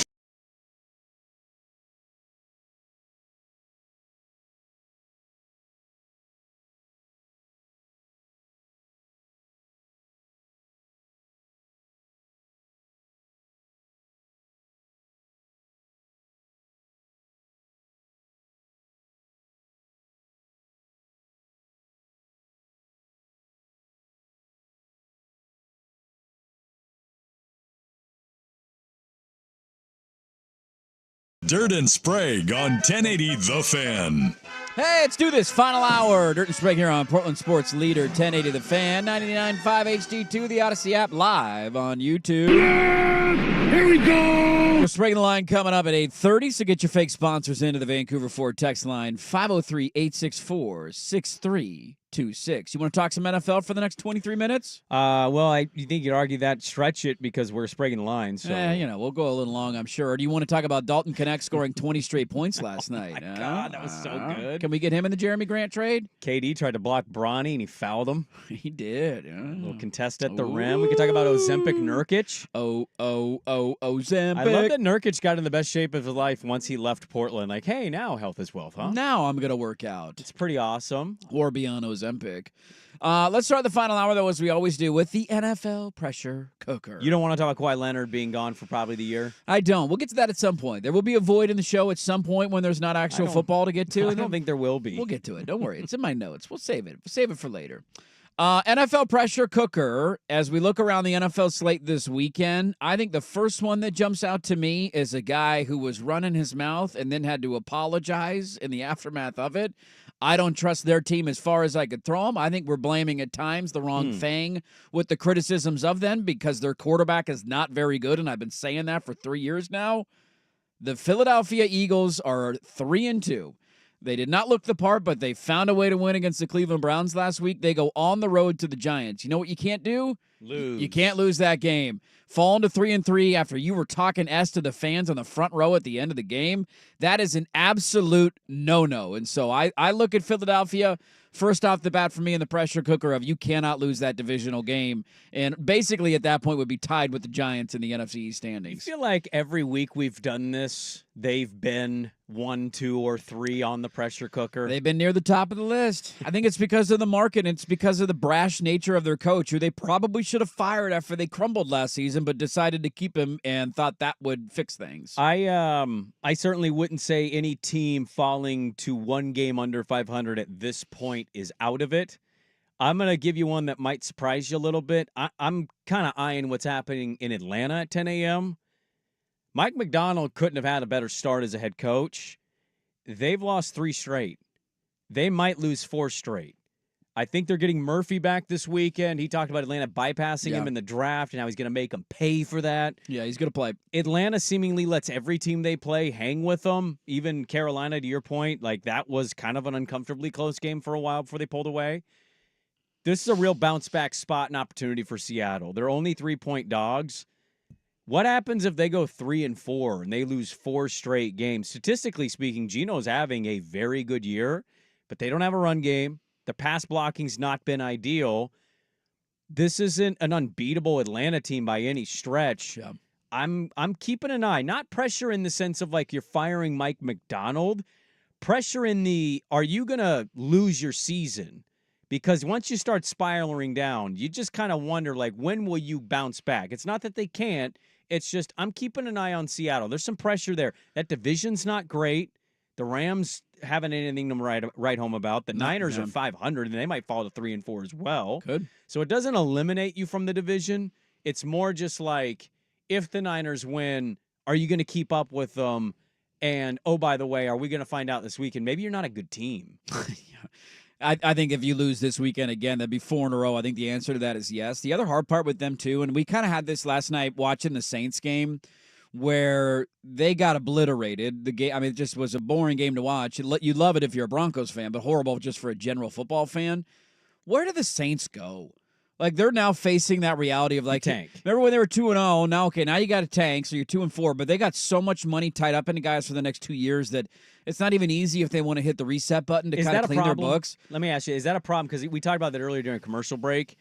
The Rams did this, and other teams have done this, where seemingly I hear about salary cap stuff, and then none of it matters. Yeah.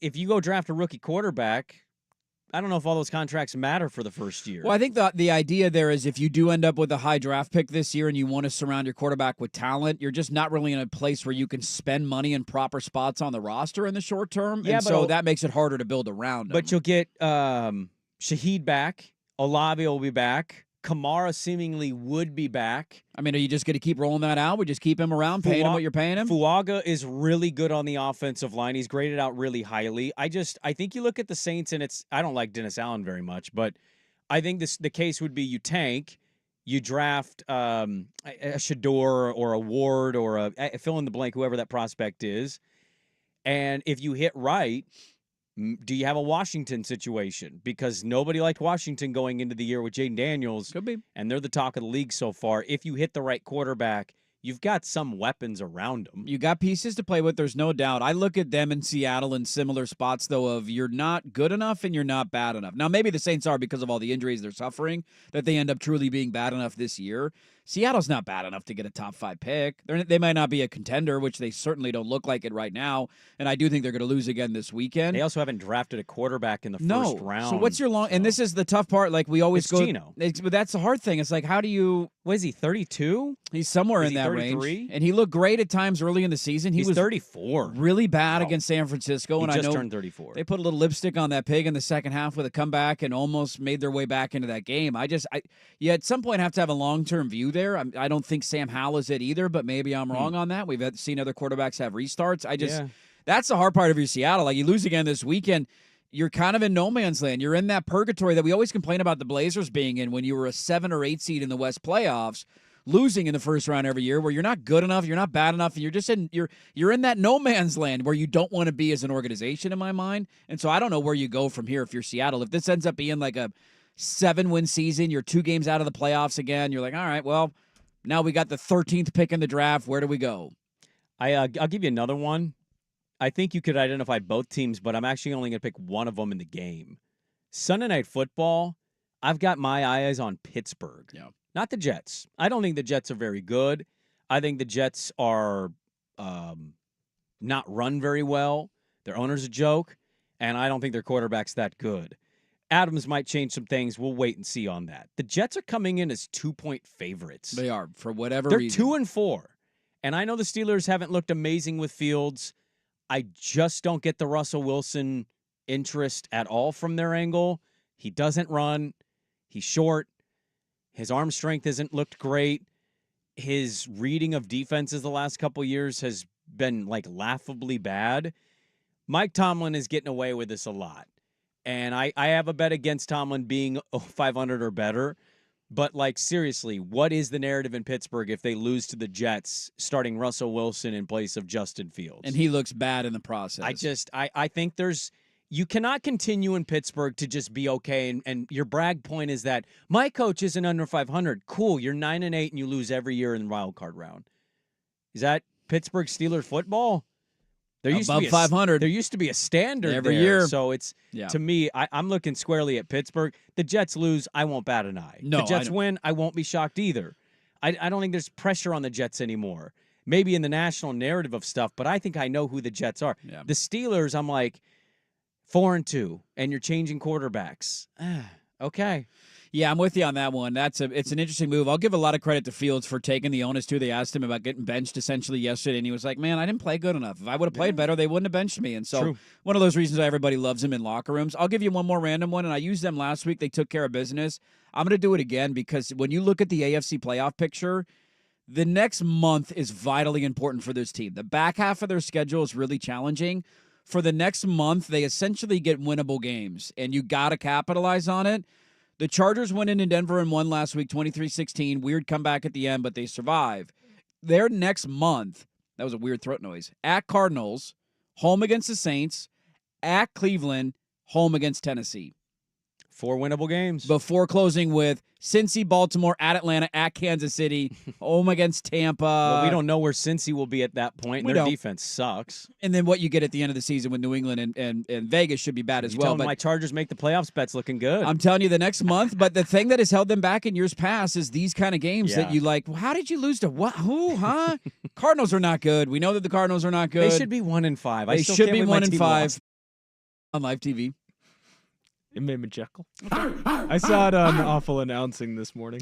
I think if we had more animal sounds on our show, that we would be, that's what we're missing. That's how we win the awards. We don't bark enough at each other. You want advice, Will? You want to make $9 million a year in this business? You need to give takes that not even you really believe, and then you just need to do this on TV. No, you bark. As you bark. What if I just do this instead? Canada loves me when I come. Could get you an award as well. They get you vacation day on a football Friday, back-to-back weeks. And a free round of golf in Palm Springs. My favorite drop. Let's get you set for the weekend in the NFL. We got some great showdowns this weekend in the National Football League. Isn't it? It's the I love me. We'll spring the line coming up bottom of the hour. Get your fake sponsors in back after this on the Fan.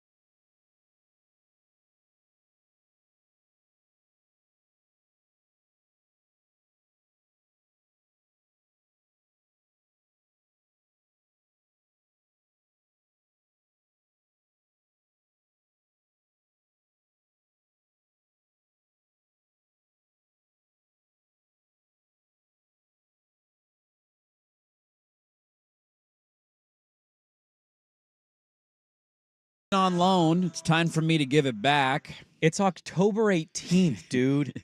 Your season starts in 2 weeks. This is you could have, Given it back a month or two ago, maybe. How about 4? Yeah. How about as soon as your June, season started and you started July, to feel this way? April, May, anytime. Does anybody irrationally make a decision like retiring? I feel like that's something you kind of think about personally. But Dude, it's brewing for months. yeah, you don't just make that decision in a week. He added, I looked at myself and realized I'm no longer the best coach to lead this program in this current environment. If you're going to do it, you got to be all in. If you do it half-hearted, it's not fair to the university and those young men.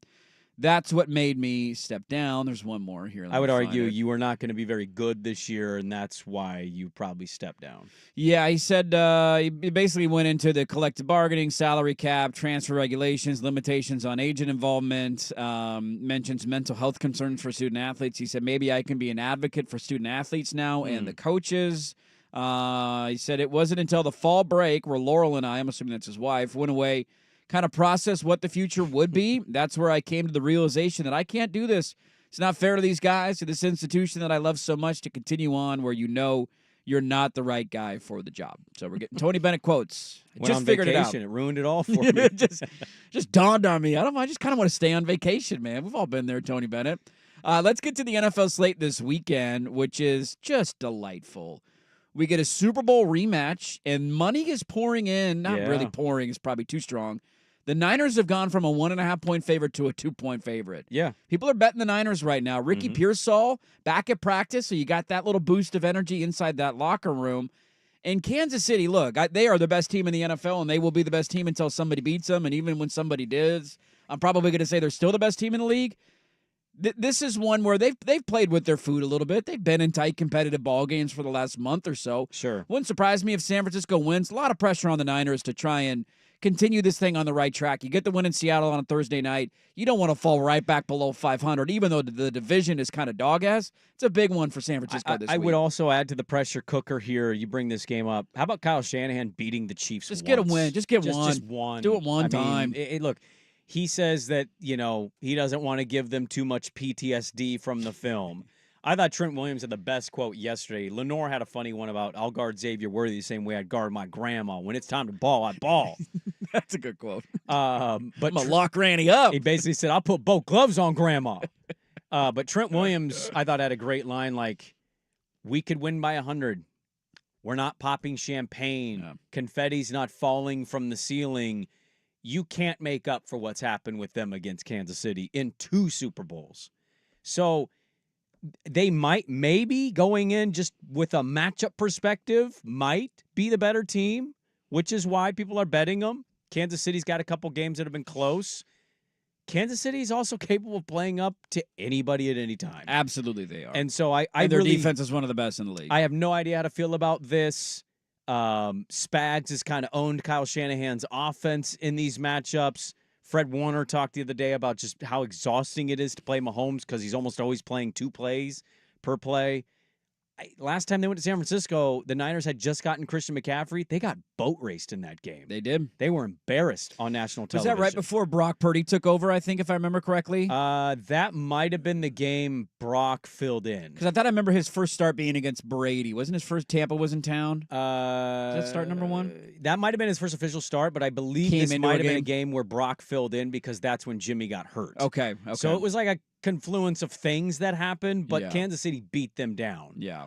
And so, like, a win against Kansas City Sunday's nice. It doesn't make up for the fact that they've taken 2 Super Bowls from you. So yeah, you are correct. That was he was 4 of 9 in that game, I think 66 Jimmy broke yards. his foot or ankle in that game. They lost 44 to 23. Yeah, it wasn't close either. Yeah. I remember watching it live, just going, "This is awesome. This team's just going to always beat my team."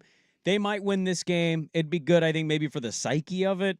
It doesn't change the narrative. It won't change if they meet in the Super Bowl again. No. Kansas City is still going to be regarded, I think, as the best team regardless. I give you one game to watch this weekend in the NFL, and you have to choose between. I'm imagining these are the 3 prime candidates, although feel free to throw another one in if you want. Well, there's one that's not happening this weekend that I think would be in the conversation. Okay, I'll It's add that Monday. game to the mix then. Okay, you get one game to watch over the next 72 hours. Yeah. Houston at Green Bay, Kansas City at San Francisco, Detroit at Minnesota, or Baltimore at Tampa. Baltimore, Tampa's tasty. Lamar's been owning the NFC, as we found out on NFL Factoid Tuesdays, 22-1 against the NFC. I'm fascinated to see Baker at home as a dog, but I'm not going to choose it. Niners, Kansas City. I've seen it. I've seen it on the biggest stage. It's heartbreaking. I hope my team wins. It's not going to change how I feel about that matchup, even if they do. Eliminated 2. I love Minnesota hosting Detroit. I'm kind of more on Detroit. I know I've been doubting Minnesota in some regard here, so apologies, Viking fan. You guys have had a great year. Even over the pond, you thought the Jets were going to get them. Look at you. Shame on you, Brandon Sprague. I'm going to go Houston, Green Bay. Houston, Green Bay. Yeah. They're wearing the icy whites at home at Lambeau. Do you see those? Those look badass. That's a controversial move. This is Stroud love. Stroud's having an MVP season. Houston's looked good last week, and they took care of their business against New England. They've also had some shakiness to them. But Green Bay, I'm choosing Houston, Green Bay over all of those games, and I'm excited for every single one of them. They're all great. But I'm going to choose Houston at Green Bay. It doesn't happen very often where I turn off the red zone during a pocket of the day. This will be a Sunday where I turn off the red zone in the 1 o'clock hour. Really? I don't care at all about Rams, Carolina, Raiders, Washington. Carolina There's Commies. 3 games. That's all you got. Yeah. 3 games. It's Niners. Yeah, it's Niners. I don't. You cannot pay me money to watch the Raiders and Rams or the Panthers and Commanders. Jaden Daniels is fun. Everybody loves the Rams this weekend. That's great. I don't care. I'm only watching one game in the 1 o'clock slate, man. Those games are terrible. There's one that stands out like a sore thumb from that list. So it's going to be a great weekend in the NFL. I think I'm going to go Detroit, Minnesota. That's the one for me because everybody continues. I don't blame people for doubting Minnesota. They've come out of nowhere. We're waiting for it to like at fall some a little point bit, right? the slipper's got to come off. Right. It's midnight. Like, all right, Cinderella, it's time to go home. What if they win this weekend again? Well, Detroit's a battle-tested team, too. They are. They know what it takes to win these games, and this Minnesota group's different than the last few years, and it's like... What if they win by like 10? What's 31-21? They're 6-0. Well, we'll get to find out, too, the impact of no Aiden Hutchinson. Yes. And I kind of said this jokingly on my gambling show. Did they use all the bullets against Dallas? There is a little bit of that, right? When your team scores 47 in a game, you're like... You got anything left over from next week? Like, it's not a thing, but sometimes it is a thing. So I'm looking forward to Detroit, Minnesota, too. It's going to be an awesome weekend of NFL football, an awesome weekend of college football. It's almost upon us, ladies and gentlemen. I have a quad box option, and I'm not going to go red zone. I've been doing games because I have the Sunday ticket this year. So for your 10 a.m. slate. So I'm doing Texans-Packers. Unquestionably. I think I'm going to do Seahawks-Falcons. You have to do Lions and Vikings. That has to be a quad box. I'm doing Lions-Falcons. I think my 4th game is Eagles-Giants. I don't think I'm watching a lick of Dolphins-Colts or Bengals-Browns. No interest. Or Titans-Bills. Or Titans and Bills. I'm with you. That's a good quad box right there. That's a great quad box. I don't need to see those other games unless I'm gambling on them. Which will I be? Get your fake sponsors in. Sprague in the line is next. First, here's Big Will Betts with a Sports Center update. This is a Football Friday edition of Dirt and Sprague. Brought to you by the Odyssey app. Now, from the Fan Sports Desk, a Sports Center update on 1080 The Fan. Sports Center is brought to you by Langdon Farms Golf Club. Good or bad weather, the golf course is always the driest around. Download the Langdon Farms app today to get all the latest news and specials. First on The Fan, the second-rate Ducks are back in action tonight. They're on the road taking on the Purdue Boilermakers in West Lafayette. That game starts at 5. No word on if defensive end Jordan Birch will go. He's listed as questionable. He's still dealing with a knee injury he suffered in practice a week ago. Right now, the Ducks are currently favored by 28.5 in that one. You can get all of your Ducks action here on 1080 The Fan, starting with the Ducks Game Day show at 1 p.m., and you can end your night after the game with the Ducks postgame scoreboard show. The Oregon State Beavers host UNLV on Saturday night in Corvallis for homecoming. UNLV is currently favored by 6.5 over the Beavs. Kickoff at 7 p.m. on the CW network. Over in the NFL, the Seahawks take on the Falcons in Atlanta on Sunday. Still no word on if defensive tackle Byron Murphy will play. He's listed as questionable. He's missed the last couple of games with a hamstring injury. Falcons, they're favored by 2.5. Kickoff for that one at 10. All of your Seahawks action can be heard here on 1080 The Fan, starting with the pregame show at 8 in the morning. More sports scores and stories in 30 minutes. I'm Will Ortner at the Fan Sports Desk. Listen live or on demand on the Odyssey app, the Fan's desktop player, or tell your smart speaker to play 1080 The Fan. Jump back to earlier parts of your favorite fan show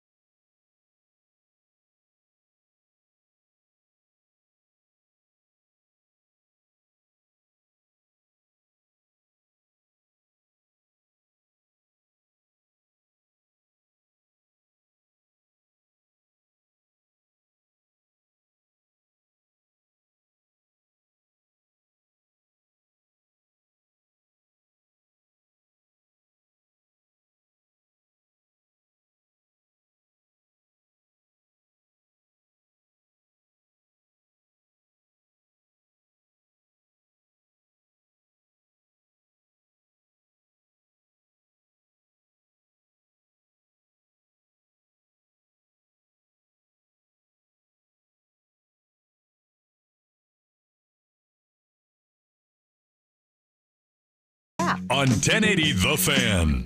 Sprague the lie. Sprague the lie. Sprague the lie. Sprague the lie. See what we got here today, boys. Sprague the lie brought to you by Will Ortner's Hairline, the only thing that receded more in the last few years than Sprague's bank account. That's hashtag I don't have a dinger. I'm just glad that it wasn't my hairline that was used. I'm not the baldest guy on the show when Ortner fills in, so you can come in whenever you want, man. Thanks, man. Sprague the lie brought to you by Sprague's Roll of the Dice, betting the Beavs against UNLV and coming up with the craps. Yeah, I don't have a dinger. You know what we are this weekend, Dirt? What are we? I'm actually taking 3 favorites. Sprague the lie brought to you by Swag. Even Swag forgetting to hit the switch and missing a segment on YouTube is still better than betting a Sprague pick. I don't have a dinger. He missed an entire segment turning the show on. And then turn it on for his update. And then turn it on for his update. Yes! You cannot tell me that wasn't done on purpose. That was a awesome. purpose pitch and a I'm going to Palm Springs tonight. I don't care about you pitch. Sprague the lie brought to you by Pressing Play. Even a Sprague pick is more reliable than remembering to do your job and pressing play on YouTube. I don't have a dinger. See what else we got here quickly. Sprague the lie brought to you by Pooping at Parties. Still less risky than a Sprague pick. Yeah. I don't have a dinger. And Sprague the lie brought to you by Ryan Day. Sprague's parlays also always fall short. I don't have a dinger. Here's how we did. We're kind of turning this franchise around. Oh, stop. 7-2 is a show last week. Good weekend. Stop with the turnaround. Turning this thing around. What's our collective record? You're almost to 500. I'm 1 game short. I'm just slightly behind you. And Swag's above 500. What's happening, Will? They're claiming I missed a segment. I don't think I missed a segment. Who's claiming you missed a segment? I've You missed a looked I don't segment? know, haven't the seen red us on guy, the YouTube. red-haired guy who only cares about how fit he is and that he's a dad. Oh, Broncos fan? Is that what you're saying? Yeah, he's arguing about white cornerbacks. Yeah, that has been the argument now for like an hour is white cornerbacks in the YouTube chat. If you're wondering what you're What missing are we and not arguing watching, about white cornerback? Who's When- the last one to start? who's got the first white corner in the NFL this year and Isn't how many do it, we have? And I don't know. We don't need to get to that. I think it's Philly, right? What segment did DeJean? I didn't miss this. Here's how we did. Sprague, you went 3-0 last week. You hit on the Bengals against the Giants. I shouldn't have. That Right? was a backdoor No cover. pictures on the scorecard. You got the Colts, thankfully, with Joe Flacco playing. Hey, anytime you get Cover Will the number. Levis and points, you take it. And the Bears obliterated the Jags in London, so that was a 3-0 weekend for you. I hit on the Niners on Thursday night against the Seahawks, the Chargers at Denver, covering the number, and then for some stupid reason I gambled on the Cardinals, and that didn't work out for me. And Swag went 2-1, missing his layup college pick of Oregon State, but he hit on the Lions and the Texans. And so, season standings, Swag is still in first, 11-10 on the year, although if we don't get his picks, it's an auto 0-3. And he so far hasn't texted him. Nobody reach out to him. I would love that 0-3 because it would give me a fighter's chance to get back into the race. He's 11-10. yeah. You are 10-11, Sprague, after your 3-0 weekend. So you're almost back above 500. I am 8-13 on the year, still bringing up the rear. The T-Box is yours, Brandon Sprague. Yeah, I have a lot of games that I like this weekend, games that I'm not going to be able to pick on here because we only get the 3 picks. I'm going to start. You know what? I'm a little nervous about it. I like the pick, but I'm going Detroit plus the 1.5. I actually think the over is a good play in this game as well. I'll be betting the over, probably parlayed. Look, this is no disrespect to Minnesota. Minnesota I think it is. I think looks it's like a lot of playoff disrespect team. to Minnesota. They look like a good team that can win that division. I know there's no Aiden Hutchinson. I think the play here might be the over. There's no turds here. But I'm going to take Detroit going on the road at Minnesota. Minnesota's coming off of a bye. Detroit had a relatively easy end to that game. I'm taking the Lions. I think they know that this is a playoff-like game. Minnesota's gotten by. They escaped the Jets with the pick 6. They're due. Lions plus 1.5. I love we got a head-to-head bet right out of the gate today. My first pick, Vikings plus 1.5 at home. Or minus 1.5, excuse me. Minus 1.5. Give me the Vikings, baby. I'm all over Skull Vikes at home. They're not ready for that skull clap. They don't got Aiden Hutchinson coming in there. They're facing the MVP of the NFL and Sammy D. Darnold. I'd say Justin Jefferson, but sure. Give me the Minnesota Vikings. I want to go to a game so bad and Skull with them. That'd be a lot of fun. Cool. It's such a cool tradition. I want to go when the Niners aren't playing at Minnesota, 1, because I'd watch my team lose, but 2, I just want to be a Viking fan in that moment. Just for one day. Be Wear great. your purple. Get the horns. It's so cool. Such a fun start to the game. I just want to drink out of a horn with Ragnar. I'm yeah, in. drinking out of a so horn's cool. pretty badass. I'm telling you, I've been down there. That area, it's delightful. Minneapolis is a great sports city. Well, we got a head-to-head right out of the gate. Big Will bets. You got a pick for us? We actually have a lock agreement. It's me and you, Dirt. Let's go, Big Will bets. Sprague. Let's go. I love the Vikings. getting double teamed. Let's go. Sorry, I didn't mean to double team you off the first round, but we're gonna have to double team you. All right, Okay. Sprague. Getting double teamed by Big Will and Dirt. That's a pretty good double team. Couple of By big bald boys. and almost bald. Couple of big boys over here, man. Pick number 2, Sprager. Pick number 2. Yeah, this one's gonna be a little bit of a tricky one. I'm nervous, but I'm gonna trust coaching. Chargers at Cardinals, sub a field goal. Come on. Quit stealing my picks. Well, technically, I'm picking first, so you'd be stealing my pick. Chargers -2. Look, are they gonna win 16-13? Yeah, they might. They might. It's gonna look weird. It's gonna look gross. I'm nervous about Kyler Murray, but the defense for the Chargers, Minter's got it kind of dialed right now. I'm going to take Harbaugh. This is why I bet them to make the playoffs. It's these games. The games that Staley and Lynn and every other coach in my life has felt like they've lost with the Chargers. This is where they win. This is the difference here. This is the Jim Harbaugh difference. And Herbert hasn't even been very good this year. Be good today. Be good on Monday Night Football. I'm taking Chargers -2. Yeah, I actually disagree with that take a little bit. Some of the highlights from him last weekend, I thought he was really good against Denver. He's just throwing to Lad McConkey. I'm talking about his overall numbers. Oh, overall numbers don't jump off the page. 7th in MVP, and his numbers have been alarmingly mid. Yeah. But what you said at the start of the year is true. When you win, narratives get changed. Yeah, and you get he's getting credit. the winning quarterback label. Well, and they're just not going to make him throw it a ton, but he's got 6 tutties, only 1 pick. He missed, a game and a half because he left the one game early and then missed the second half of the Pittsburgh game. I thought he was outstanding last week, very efficient. They're just not asking him to do a ton. It was his first time he was over 200 yards all season, by the way. It was last week against Denver. That is my second pick. I'm gambling on the Chargers as many times as I can. I think Jim Harbaugh has a coaching advantage against basically anybody in the league. I think the Cardinals are fraudulent. You give me that defensive matchup, they're going to run the football. They can win this game 17-14, 20-17. It won't look pretty. I don't think the Chargers are a true contender yet because they don't have enough weapons on offense, but they can be a playoff team because they beat bad teams, and I got the Chargers -2 as well. My next pick is I've got the Texans. I got the road dogs in this one, plus 2.5. Some dog. That's right, Cam. Cam and I both agree. I just like C.J. Stroud a little bit more than I like Jordan Love in this one, and I feel like it's going to be a game where it's back and forth. If I'm going to trust a defense to get a stop, I think I lean with D'Amico Ryans and the Texans. I like what Will Anderson's been able to do the last couple weeks and get pressure on a quarterback. I think that the Texans are going to be able to keep this one close. Would I be shocked if they lose this game, by a point or two? No, but that's why I get the plus numbers. So Yeah, get the I'm going plus to take number. the Texans. Okay. Pick number 3, Sprague, last one. Yeah, my last pick. I hate to do it because he can come back and fill in for Swag and Bragg anytime. There's a real chance Big Will's bets beats me twice this weekend. I'm actually going the home team in this one. no. Packers. I like Green Bay at home. I thought they found some real mojo in the game against Arizona. Dobbs is back now. Romeo Dobbs came off of the team suspension. He caught 2 tutties. Watson had a really good game, and I think he's only getting better. This is a Jordan Love, C.J. Stroud game. I really love C.J. Stroud. I'm not even saying I think Love is better. I just think the spot is better for Love. He's at home. They're short Nico. I kind of like Green Bay's defense. I think it can continue to get better. Josh Jacobs has had a good year. I'm taking the home favorite here. I'm taking Green Bay -3. All right, my last one. I'm trying to gamble against bad teams as often as I can. I think one team is fighting for their playoff lives, trying to remain alive, and they fortunately covered last week. I'm going to back them this week. Cincinnati's on the road at Cleveland. Cleveland is refusing to bench the worst starting quarterback in the NFL.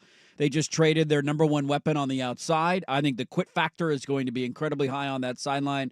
And in that locker room, you get a divisional game. I just need the Bengals to win by a touchdown. Again, playing for their playoff lives. Give me Cincinnati -5.5 on the road at Cleveland. I say this as a Cincy bettor from last week. I certainly understand it. Probably be with you come Sunday.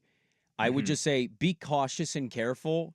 I don't know if Cincinnati is good. Oh, I don't think they are very their good. offense I just was- think Cleveland is that bad. I think Cleveland might be Yeah. the worst team in the NFL. I don't necessarily disagree with Nick that Chubb take, back. but that defense is very bad for Cincinnati, and their offense did not do anything until very late in that game.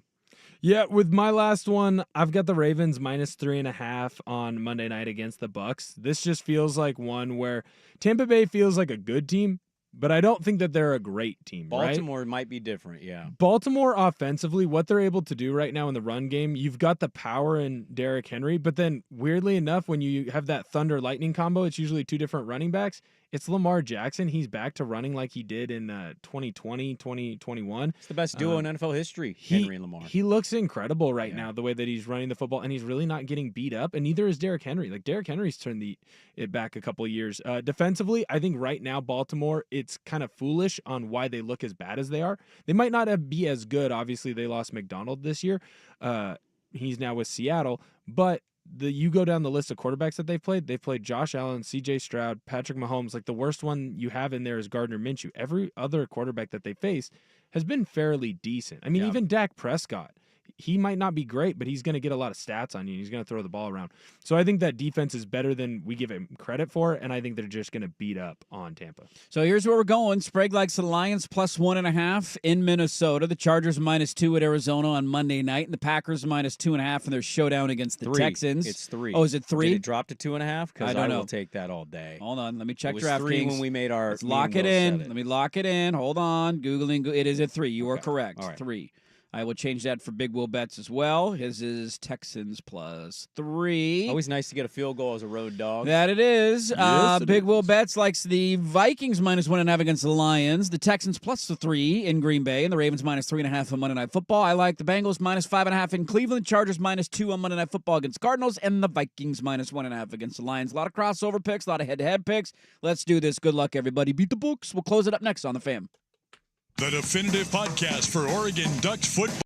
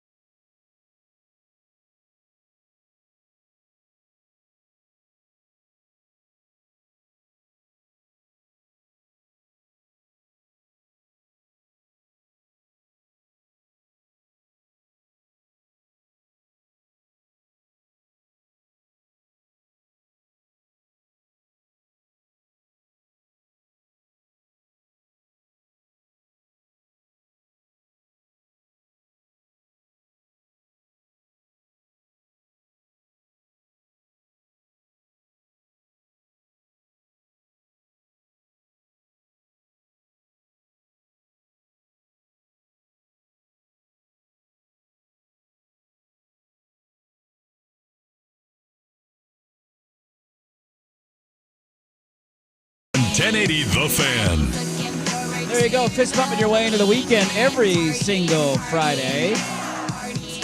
What a weekend of football we got upon us. Baseball playoffs continue today as well. Oregon, Purdue tonight, 5 o'clock. I'm going to be back in like 4 hours. Dodgers Mets going to be over by Sunday? Yeah. Because it's game 4. It's game 5 tonight. They're up tonight. I think it's a elimination game tonight, is it Well, not? yeah, they're up 3-1. Yeah, 3-1. So it could be all over at about 4 o'clock today before the Duck game even kicks off. I hope the Guardians win. All of a sudden, maybe that's your interesting series. The if they can Yankees do it losing again. to Cleveland in the ALCS would be hilarious after being up 2-0. It would be glorious. It would be absolutely glorious. So we got baseball stuff tonight. Ducks, Purdue, 5 o'clock. Got a Monday headline for me? I got 2, actually. Ooh. And I'm really just doing it because I thought of it. I have no Yeah. idea. My headlines have been pretty bad. So that's why they're fun to do. No bowl, all dog in Austin come Monday. No bowl, all dog. I like what you did there. And the other one is Indiana lights up Nebraska, smokes them. Signetti. I'm going to go the opposite there. Huskers stomp out their cigarettes. And how about forgot about you?